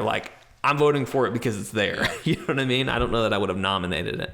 And then Sonya Wild Hearts, again, this is a game created based on music. It's a rhythm game.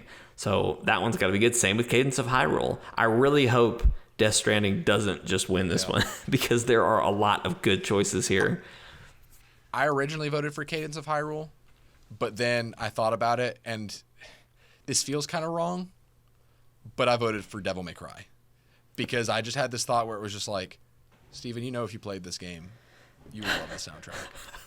And so I was like, yeah, you're right, Steven. Let's vote for this. So why haven't you Maybe played they'll this put it on game yet, PlayStation. Steven? I'm hearing a lot of, man, if I had played this, I'd really love it. Or, oh, man, if I... I'm waiting for a price drop, if I'm being honest. I'm waiting for the opportunity to play it for really cheap because I feel like it's one of those games that I'll really enjoy, but I'll put down when the next thing comes along and not revisit it for like 2 years. Black Friday coming around this week. Yeah. It might be on Games Pass. Cyber Monday. Could just do it now. Coming up soon. Yep. Got to get on it. Best art direction. Control, Death Stranding, Gris, Sunya Wild Hearts, Sekiro, Shadows Die Twice, and Legend of Zelda, Link's Awakening. I voted for Legend of Zelda, Link's Awakening. Yeah. Because I thought I voted for Control. that was a great art design. But this is my second take. I told you you'd get at least 2 more. You voted for Control? Is that what you said? outstanding- Sorry, I think I voted was for talking Control, over you. yeah. Okay. For outstanding creative and or technical achievement in artistic design and animation. And Death Stranding got nominated for it. This Death Stranding is a technical disaster. Like, I think why is it on there? it makes sense to me when you look at cutscenes. You know? Just because it is really good cutscenes, but those are just cutscenes.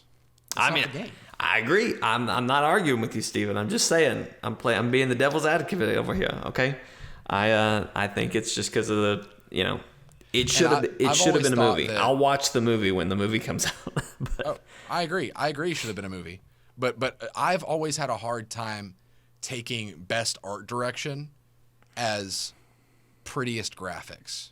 That doesn't feel right to me. Well, and that's what I don't even take it there. I'm just saying, they did good graphics. To me, I take art direction as who just did the most out there thing. And like to that regard, even Sunya Wild Hearts was my second choice because theirs is very stylized. It's very unique in how it looks. Mm-hmm. And that's why I ultimately went with Legend of Zelda because it's a unique art style that, I thought they did well. And especially taking a older game that looked nothing like that and, kind of giving it this cute art style. I don't know. I usually don't vote for like realism in this type of thing, but beauty and art is in the eye of the beholder. Right. But to me, it's about who showed me something that I've never seen before. That's kind of what I go for with art direction, like from a visual standpoint. And to me, Death Stranding was just a game that had some well-orchestrated cutscenes that did nothing that we've never seen before from a visual standpoint. It didn't. So, like, I just don't think it should be there. If anything, like, again, I kind of feel like Fire Emblem kind of deserves to be in there because they had really good animation. Like, they basically made an anime that you play. That's interesting. Yeah. I don't know. Biased. Okay, we're in the last 4 categories now. No, 1, 2, 3. 3 categories. Last 3. Best narrative: A Plague Tale of Innocence, Control, Death Stranding, Disco Elysium, and The Outer Worlds. What did you vote for, Steven? Outer Worlds, easily. I had a feeling. Like, for outstanding storytelling and narrative development in a game, and Outer Worlds is all about being someone else, whether it's a reflection of yourself or the opposite of yourself or somewhere in between. It's all about becoming that character and experiencing the turmoil in a galaxy that you're caught up in the middle of. And it develops that beautifully and differently depending on how you interact with it. It actually makes it to where the narrative is about your choices. That's really good. So I think it deserves it. And we all know how I feel about Control's narrative. I think it needs work. It's not my. I probably wouldn't have nominated it for best narrative if I picked the categories. I voted for it here because that's what I played. But I tell you what, I wish I had played A Plague Tale because when it came out, I was interested, and it was kind of a dead time. But it was one of those things of like, I don't want to. I think it was like a $50 game, and I was like, I don't know if I want to spend $50 if I don't just really want to do this. And now I wish I had when I had, kind of a lull. But anyway, I hope it wins. If it really was that good, Right. I hope it does well and gets in there. Best game direction. And before we move on, based on what I've heard, Death Stranding shouldn't be in narrative either, because no one brags about the story. They just say it's weird. Yeah, it is weird. Okay, moving on. Best game direction: Control, Death Stranding, Resident Evil 2, Sekiro, Shadows Die Twice, and The Outer Wilds. Not The Outer Worlds. Not Worlds. Wilds, not Worlds. Okay. I also voted for Control here. I think yes, that is what I did. No, I also, maybe I think this might have been the only thing that I voted for Death Stranding, because maybe I didn't. I don't really remember. I voted for Control. I feel like I probably voted for Control, but yeah. I understand Death Stranding being in this category as well, because it did take a very different approach to what it wanted to tell. Is it a good direction? Is it a direction that I hope things go in the future? I don't necessarily think so, but who knows what will happen. But the thing that gets me there, because it is different, I won't argue that, but it says for outstanding creative vision and innovation in game direction and design. Like, I wouldn't consider it outstanding. I would consider it different. Yeah. So I don't think that it was so good that it should have been nominated. But yeah. And finally, the game of the year for 2019 nominees are Control, Death Stranding, Super Smash Bros. Ultimate, Resident Evil 2 Remake, Sekiro, Shadows Die Twice, and The Outer Worlds. What a lineup. Yep. What? I said, what a lineup.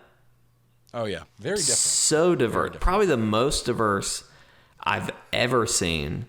And probably one of the first years that I'm not just like, oh, yeah, it's definitely between blank and blank. You know what I mean?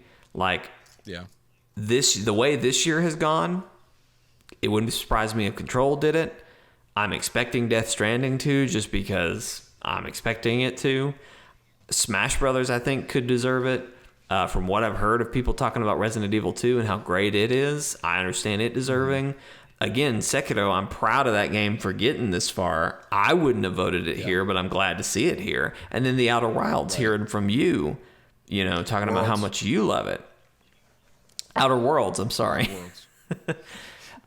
Hearing how much you love it. But then to a point we were saying earlier, why is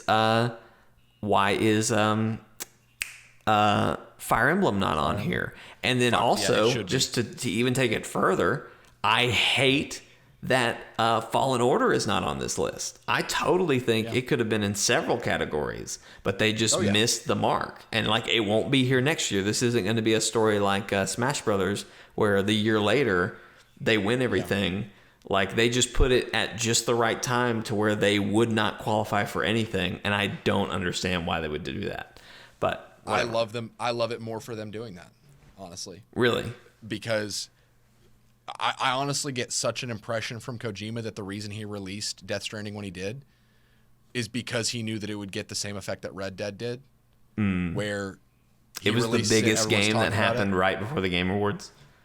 Oh yeah, that is the only reason that it is nominated for pretty much all but one or two of the categories that it's nominated for. And Kojima cares about his image and what people think of him more than anything. He isn't concerned with making a lot of money or saying something interesting. He's concerned with people thinking that he's saying something interesting. That's just his personality. That's how he's always been. Right. And so, to me, that I get the impression that that's why it released when it did. Is that true? No, but honestly, I could totally see either of those being true. And that's why, to me, I just really feel like they need to change the way they do nominations. They need to have an earlier cutoff. Because these games that come out in November that are hotly anticipated games, no matter how they're received, if people are looking forward to it and it comes out in November, it sweeps the categories. Red Dead didn't deserve to win probably 70% of the awards it won last year, in my opinion.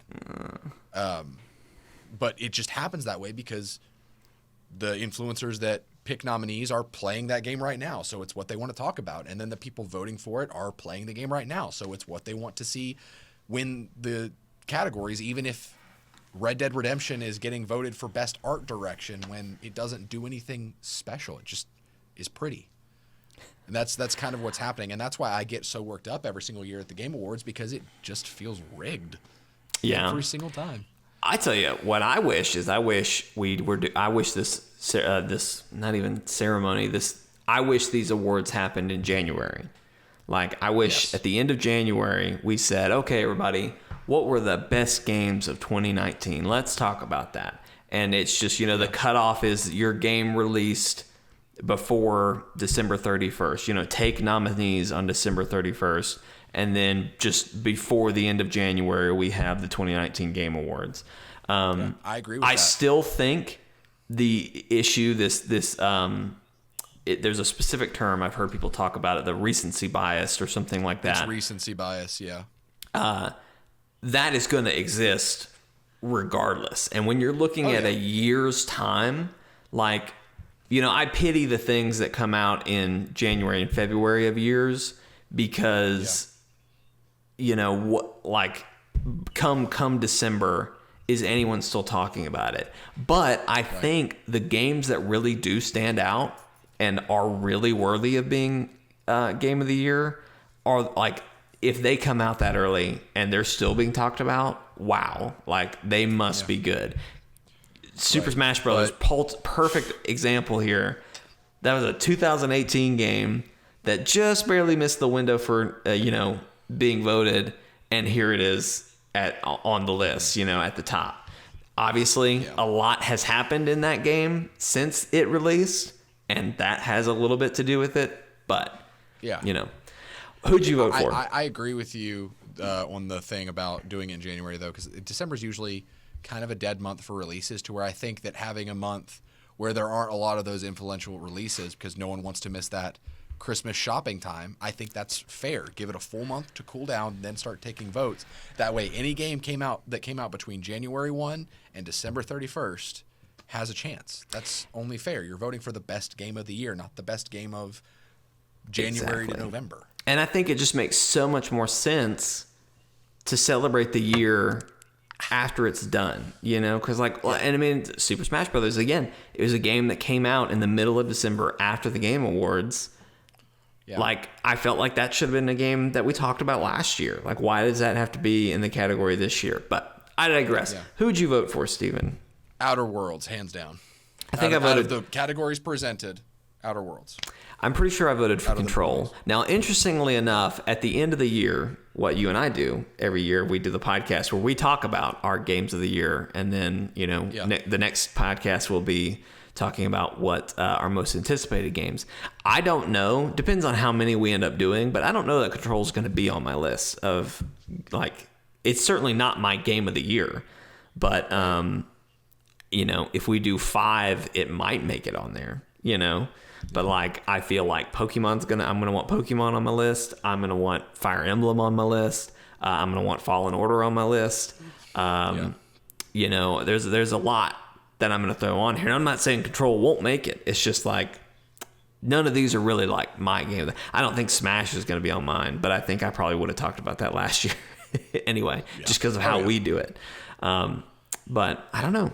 I'm excited. Now I know Outer Worlds is gonna be one of yours. Oh, yeah. Outer Worlds is definitely one of mine. And honestly, like, I haven't played it in a couple weeks because there's so much has happened. Like, so many things have come out. And I hit it so hard to where it was like, I need to take a step back from this game to revisit later. And it's not perfect. Like, I've got plenty of criticisms. But I would say it's a solid, like, 8.5 or 9 out of 10 game. It just does so well. You need to play that. You need to stream that next time you stream. Because we've only seen a couple of those. I'd like to see you jump back into that. But last thing I'll say about Game of the Year, and this is more so about, we already touched on this, but this is my last take, I promise. I have a lot to say. Recognizing a game that delivers the absolute best experience across all creative and technical fields.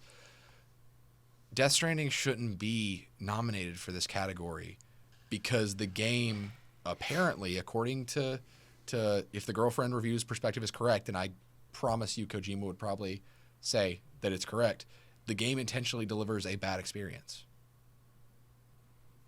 So why is it getting nominated for best experience of the year? Like and it's because the way they do this is broken. It just bothers me, and we talked about this earlier this week. I don't even think it's so much the way they do this is broken. I agree with what you were saying earlier about the recency bias and all of that.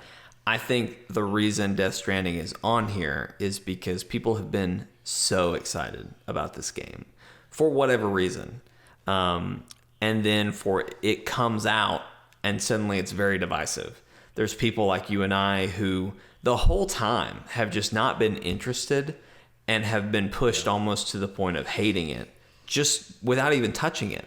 And then there are people on the other end who have been so excited and have been so passionate about this since the moment Kojima walked down PlayStation stage and announced that he was working on something. Those people are obviously, so excited, and even maybe to the point of blindly excited and loving the game.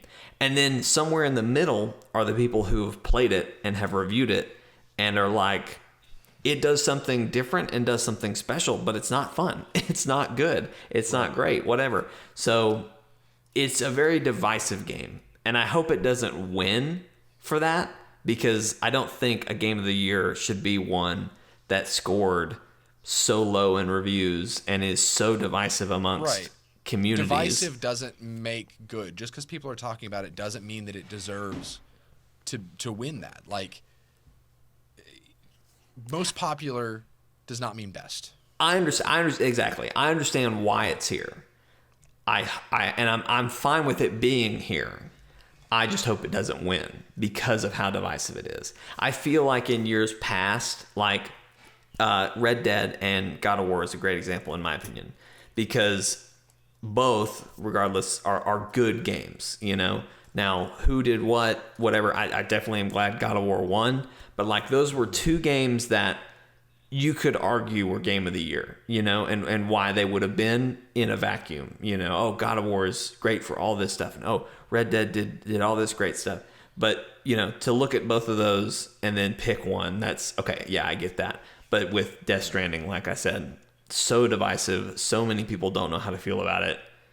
It winning just feels weird. So let's move on. Speaking of things that everyone agrees, Pokemon is amazing, Steven. Can we just talk about Pokemon for a minute? That was a joke, by the way. Not everyone feels like Pokemon is amazing.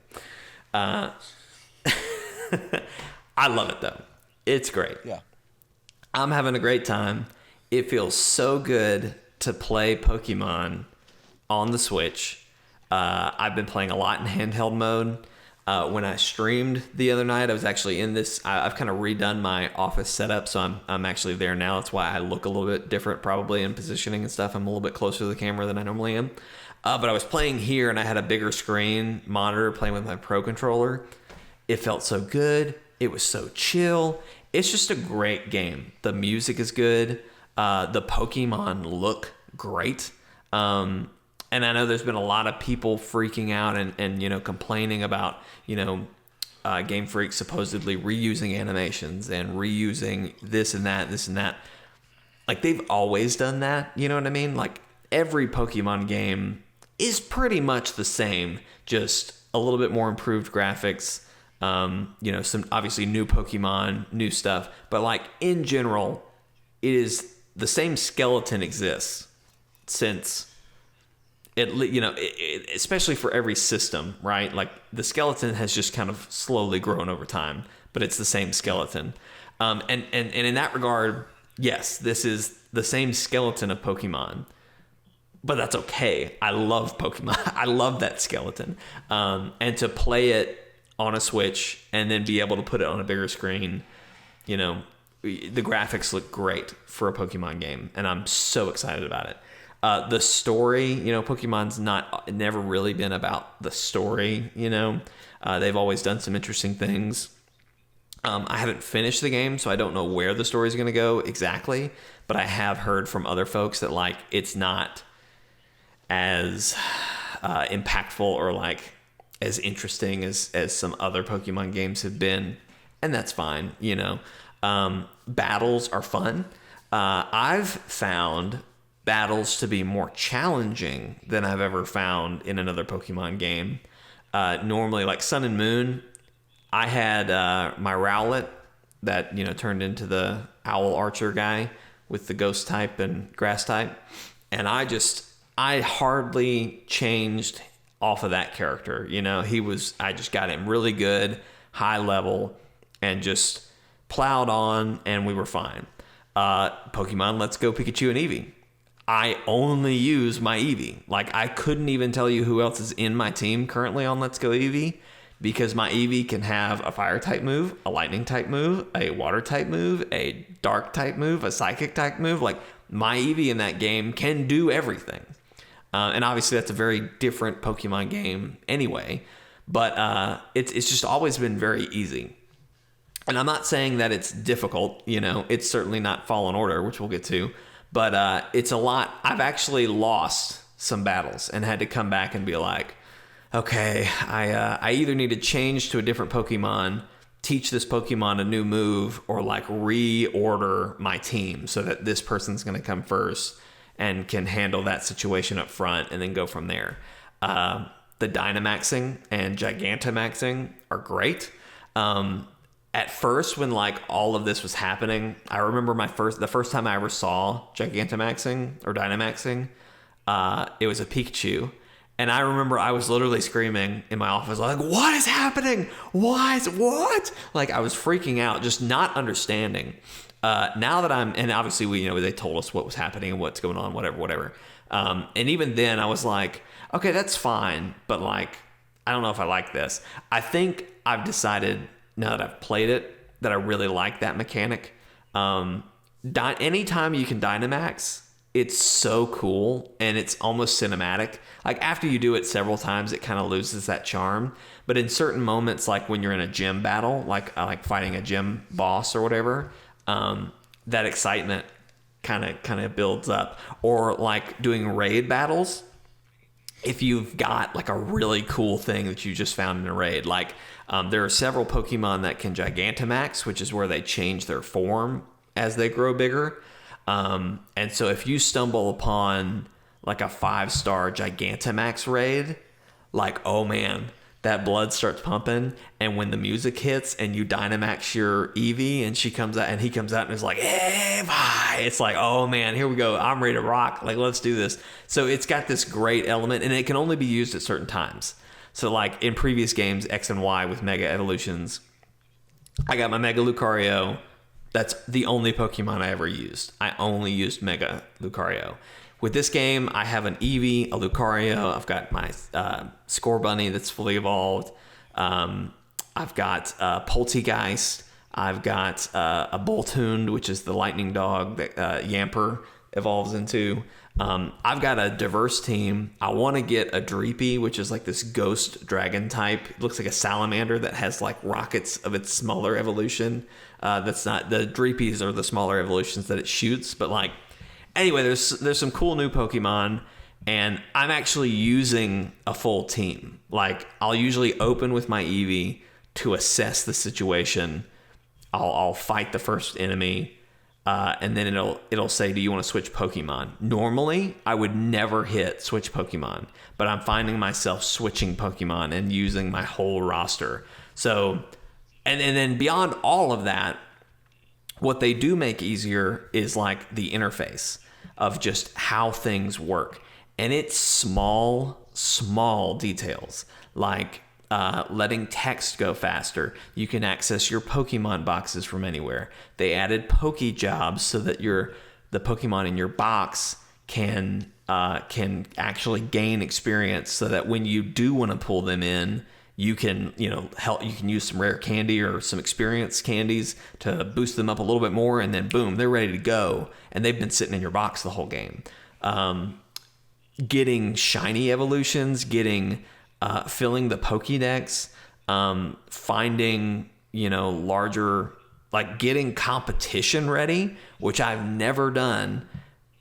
From what I understand, is so much easier in this game because of how it's structured that like I'm going to try to make a competitive team. And I don't know if I'm ever going to like compete in anything, but like I'm going to try to do some online battles and just see how it goes. You know what I mean? Like it's pushing me to do things I've never done in Pokemon before. And it's giving me an easy, understandable path to get there. And I don't know. I understand it's not the Breath of the Wild of Pokemon that everybody was hoping for. But if you love Pokemon, it's more Pokemon. It's Pokemon better than it's ever been before, regardless of not having the full decks, regardless of all that. It's great and it's more Pokemon. So I love it. I hope whatever they do next. I didn't even talk about the wild area. The wild area is great. The wild area is a huge step forward. Having Pokemon in the overworld when you're on a route, they did that with Let's Go Pikachu and Eevee, but it is a huge step forward that it's in a mainline game like that. And not only that, they still kept the mystery encounters in the grass. Every now and then, like just an exclamation will appear, and you won't see what it is, but if you go there, it'll be a rarer Pokemon that's in that grass table. It's just so good.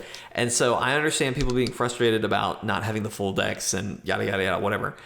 I think this was a huge step for Game Freak to come from 3DS to the Switch.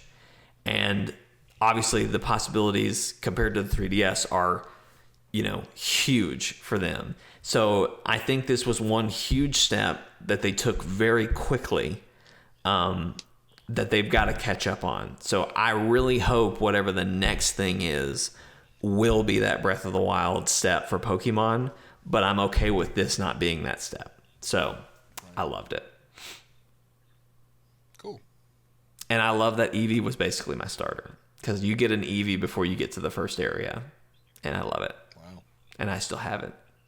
And it's not the best. Like it is a 5-star Eevee. Like it's got perfect IVs, which is a competitive term.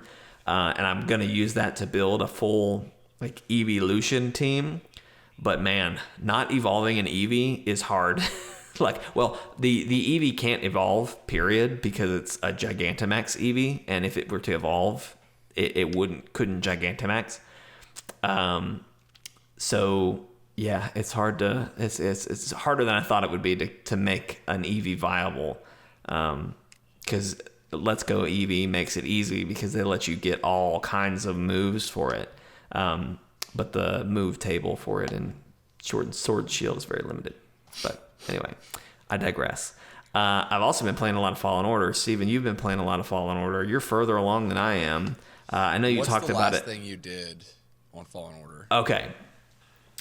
In the story, I am supposed to be back on Kashyyyk for the second time to meet the Wookiee leader. But I went there, kind of messed around, but I went back to Dothamir to level and grind a little bit because not that I'm having trouble, but it's one of those things, and I always say this in games, I hate playing the game without abilities that I know I'm going to get later. I'd rather just get them and then play the game. You know what I mean? So like throwing a lightsaber, I've been waiting for that move, and it's disappointing, I'll have you know. It does not work like I thought it would. Yeah. I was like, once I unlocked that in my skill tree, I was like, cool, I'm going to Dothamir. I'm going to get as much experience points as I need to get to that. And then I might grind a little bit more and then come back, because I've got a bunch of things I can unlock right now. But anyway, that's where I am. And I'm loving the game. I'm going to let you talk about it more, but I'm loving it. It's challenging, but it's so much fun. Go ahead. Yeah, to your point, it's a Souls game. It is. But it is a Souls game without the overly crushing difficulty, which I appreciate. Yeah, that's with a lightsaber. Go ahead. Well, I was just going to overly crushing defeat is a good way to put it. Like, you get defeated and you're just like, dang it, I messed that up. I want to get, like, you don't feel overwhelmed at all. It is challenging. It is hard. And I'm playing on Jedi Master, which is like the next hardest level. But it's still an enjoyable type of challenge, which I've never felt from Souls games. So I appreciate that. The story's pretty good. It feels like Star Wars, but doesn't feel like Disney-fied Star Wars, if that makes sense. It feels a lot more like The Mandalorian to me right now. Yeah.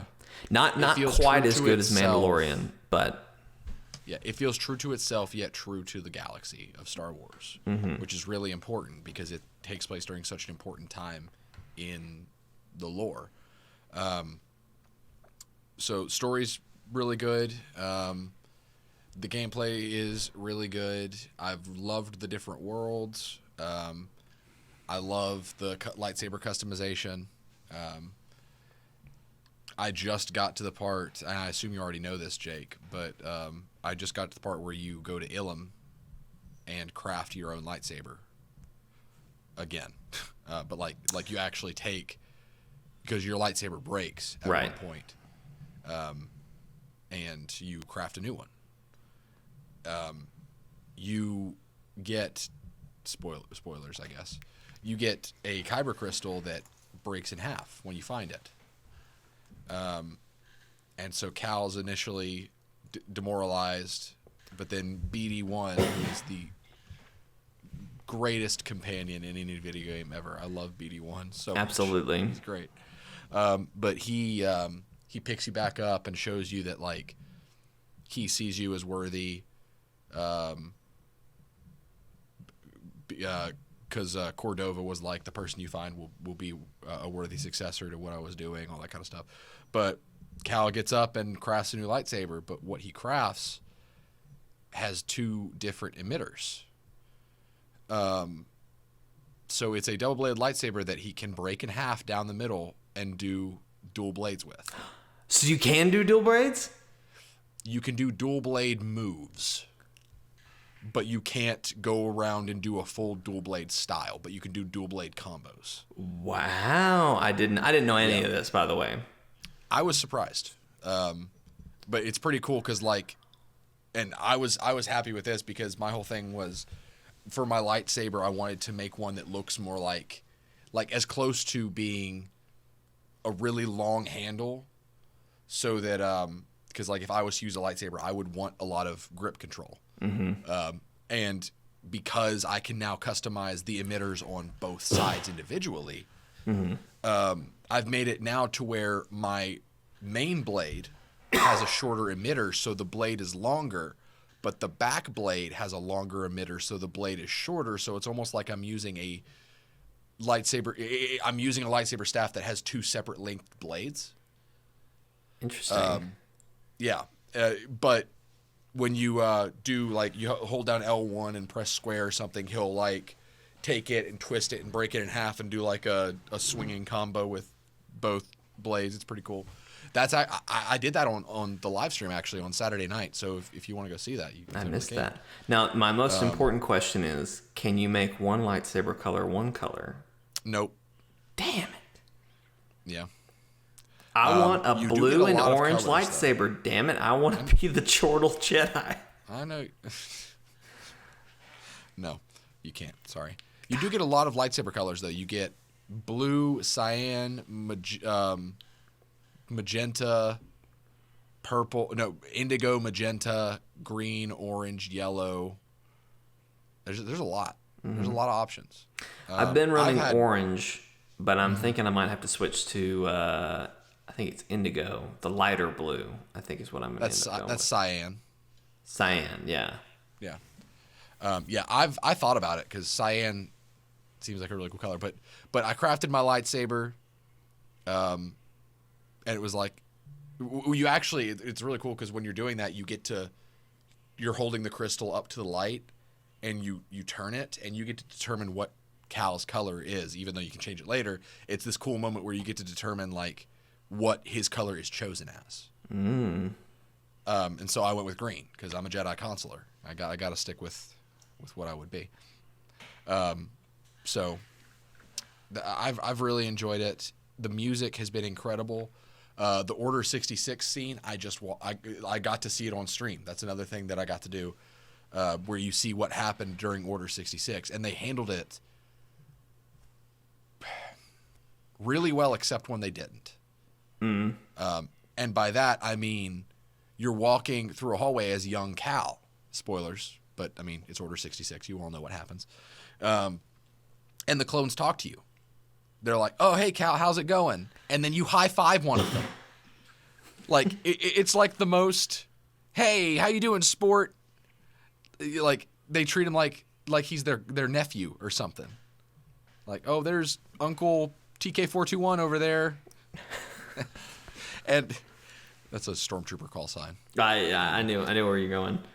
Yeah, but you go through the hallway and you're talking to different clones, and then you get to the training room, and your master Jara Tapal is telling you, "Reach me." Basically, put all your Jedi training to the test and reach me. And there's a clone standing in a doorway next to where, like, there's a doorway here and a doorway there. You need to go to the one on the left, but there's a clone standing at the one on the right.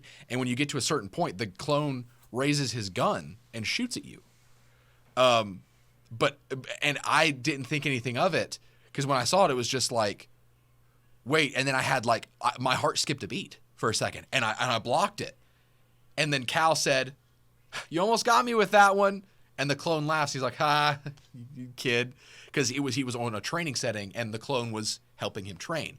But it was so great because, and this is probably the best moment in the Order 66 flashback, Cal is experiencing this flashback in his mind. He's seeing the memory again. So you are seeing it through Cal's eyes. And we, those of us that know about Order 66, had a mutual moment with Cal where when we saw a clone raising a gun, our heart skipped a beat because we were like, "Oh my gosh, it's happening again." And so it was almost like a PTSD triggering moment that we experienced through a character whose PTSD we shared because we saw the movies. Like, it was just a really cool moment that I had.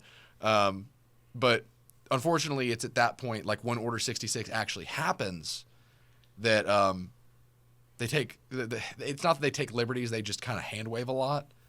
Because you see Jara Tapal's like, "Okay, good job, we need to go now." But you see the clone that shot at you received the purge command behind Jaro, and he's raising his gun, and then Jaro very coolly just cuts him like 3 different ways with his double-bladed lightsaber, because he senses the fall of Jedi everywhere, kind of like Yoda did in Episode 3, where he like his heart skipped for a second and he had to like catch himself with something to hold on to. That's what happened to Jaro as well. So it was like a very huge, I sense a disturbance in the Force because I'm feeling the pain of hundreds of Jedi everywhere, which is fine. But as soon as he kills that clone, he just goes, "Oh, the clones are bad now. Quickly, we must go." Like, he just knows exactly what happened when he shouldn't have. If they had kept it confusing for both Jaro and Cal, it would have been a much more tense moment. But for the rest of the scene, they do handle it pretty well. You see Jaro going through the hallways while you're like going separate from him. You're like hiding in the vents, and you're seeing him just go to town on a bunch of clone troopers. And the music that plays is heart-wrenching. Like, it's one of those music that just has the high strings that sound like they're in distress, but you've also got like a choir singing. Like, it was so good. I recommend having the music up when you play the Order 66 scene, because it'll hit you really hard. But it handles story beats really well. The game does. I know that was a bit of a tangent, but I just wanted to talk about it because I forgot that happened. It handles certain story beats really well. It's not perfect, but like I said, it's faithful to itself as much as it is its greater story. Yeah. And I respect that a lot, and it does so in that kind of categorizes the game for me. It respects itself as much as it respects its influencers, because it takes from important things like the Souls games, like Uncharted, Star Wars Galaxy as a whole, but it still does its own thing to where it brings something different to the table that people who like those games and those influences will already love, Right. but be getting something different through playing Fallen Order. It's great. And So I recommend it's it. so much better now that I've unlocked a lot more force abilities. And what I would recommend to anyone who's playing it is to play through until you at least get the pull force ability. And then if you want to like really detour or really backtrack, maybe start doing that then. Because once you get to there, you pretty much, obviously I don't think you've unlocked all the force abilities. I know there's a double jump, and I'm assuming there's something else. But, at that point, you pretty much, a lot more is open to you. And I know in the early game, I was so frustrated because like I'd come up on something and I'm like, well, if I had force pull, I could do this, but whatever. Or if I had force push, or if I could throw a lightsaber, all this other stuff. So I am really bad about not playing the game and just like trying to get everything on this one planet before I move on to the next one. Yep. Like, do that, to your ability, but like just keep playing the game, and it's so good. It's so good. Hey everybody, thank you for watching this episode of ChortleCast on Facebook, Twitch, or YouTube. We appreciate anyone who tuned in to those new audiences. We hope you've enjoyed these topics. We want to hear from you. If you're watching on YouTube, you're already at chortlegames.com. If you're on Twitch or Facebook, you can leave a comment, share this video with your friends. Let us know what you thought. I guess that still works. I guess you can't leave comments on Twitch videos. You can on Facebook videos, so I guess leave a comment there. Just join our Discord and comment there. There you go. That way we can just respond There's that. You can also join our Discord in the description of this video or live stream, whatever you end up watching. If you're a podcast listener, you can review us on iTunes. That really helps people find the podcast. Join our Discord. Again, you can get to that in the description of this video, or if you go to chortlegames.com, that's our main channel page. You can click the icon in the banner. That'll get you to our Discord there. You can also follow us at ChortleGames on Twitter and Facebook. If you're a YouTube person and you want to see us on Twitch, we are Chortle_games on Twitch. And if you're a Twitch person wanting to watch us on YouTube, we're ChortleGames.com. So, anyway, it's been a great show. Thank you for being here, Steven. This is not the only thing we do here on the channel. The podcast airs every Monday, 12 o'clock Central Time. Now going to be on YouTube, Facebook, and Twitch. We're going to try to make that work. We're going to still figuring that out a little bit. So if you're watching it, I figured it out. If you didn't, then I'm sorry. This week is Thanksgiving week, so it's going to be a little bit different. I'm going to be streaming Pokemon on Tuesday, and then basically Wednesday, Thursday is Thanksgiving, yada yada yada. Friday is actually Thanksgiving, but I should be home Friday night, so I might play something Friday night for you guys. Maybe Fallen Order, which I would be backtracking what Steven's already done, so maybe not. Maybe I'll do more Pokemon. We'll see. I'll probably put it up to a vote. So again, join that Discord. That's where I'll put that poll. If you do Fallen Order, my stream began when I returned to Dathomir. So you could if you don't play Fallen Order between now and then, you could stream. That implies to me that you've been to Dathomir once for a story beat. Yes. Yes, that's after Kashyyyk, I believe. Okay, great. So maybe I'll see. I'm at that point. Like I'm at Kashyyyk for the second time, so I would be way behind you, I think. Anyway, regardless, I'll put it up to a poll. I'm happy to do it if you guys want to watch that and see that. And then, so I can guarantee you those two, right? I will live stream Tuesday. I will most likely be able to live stream Friday night.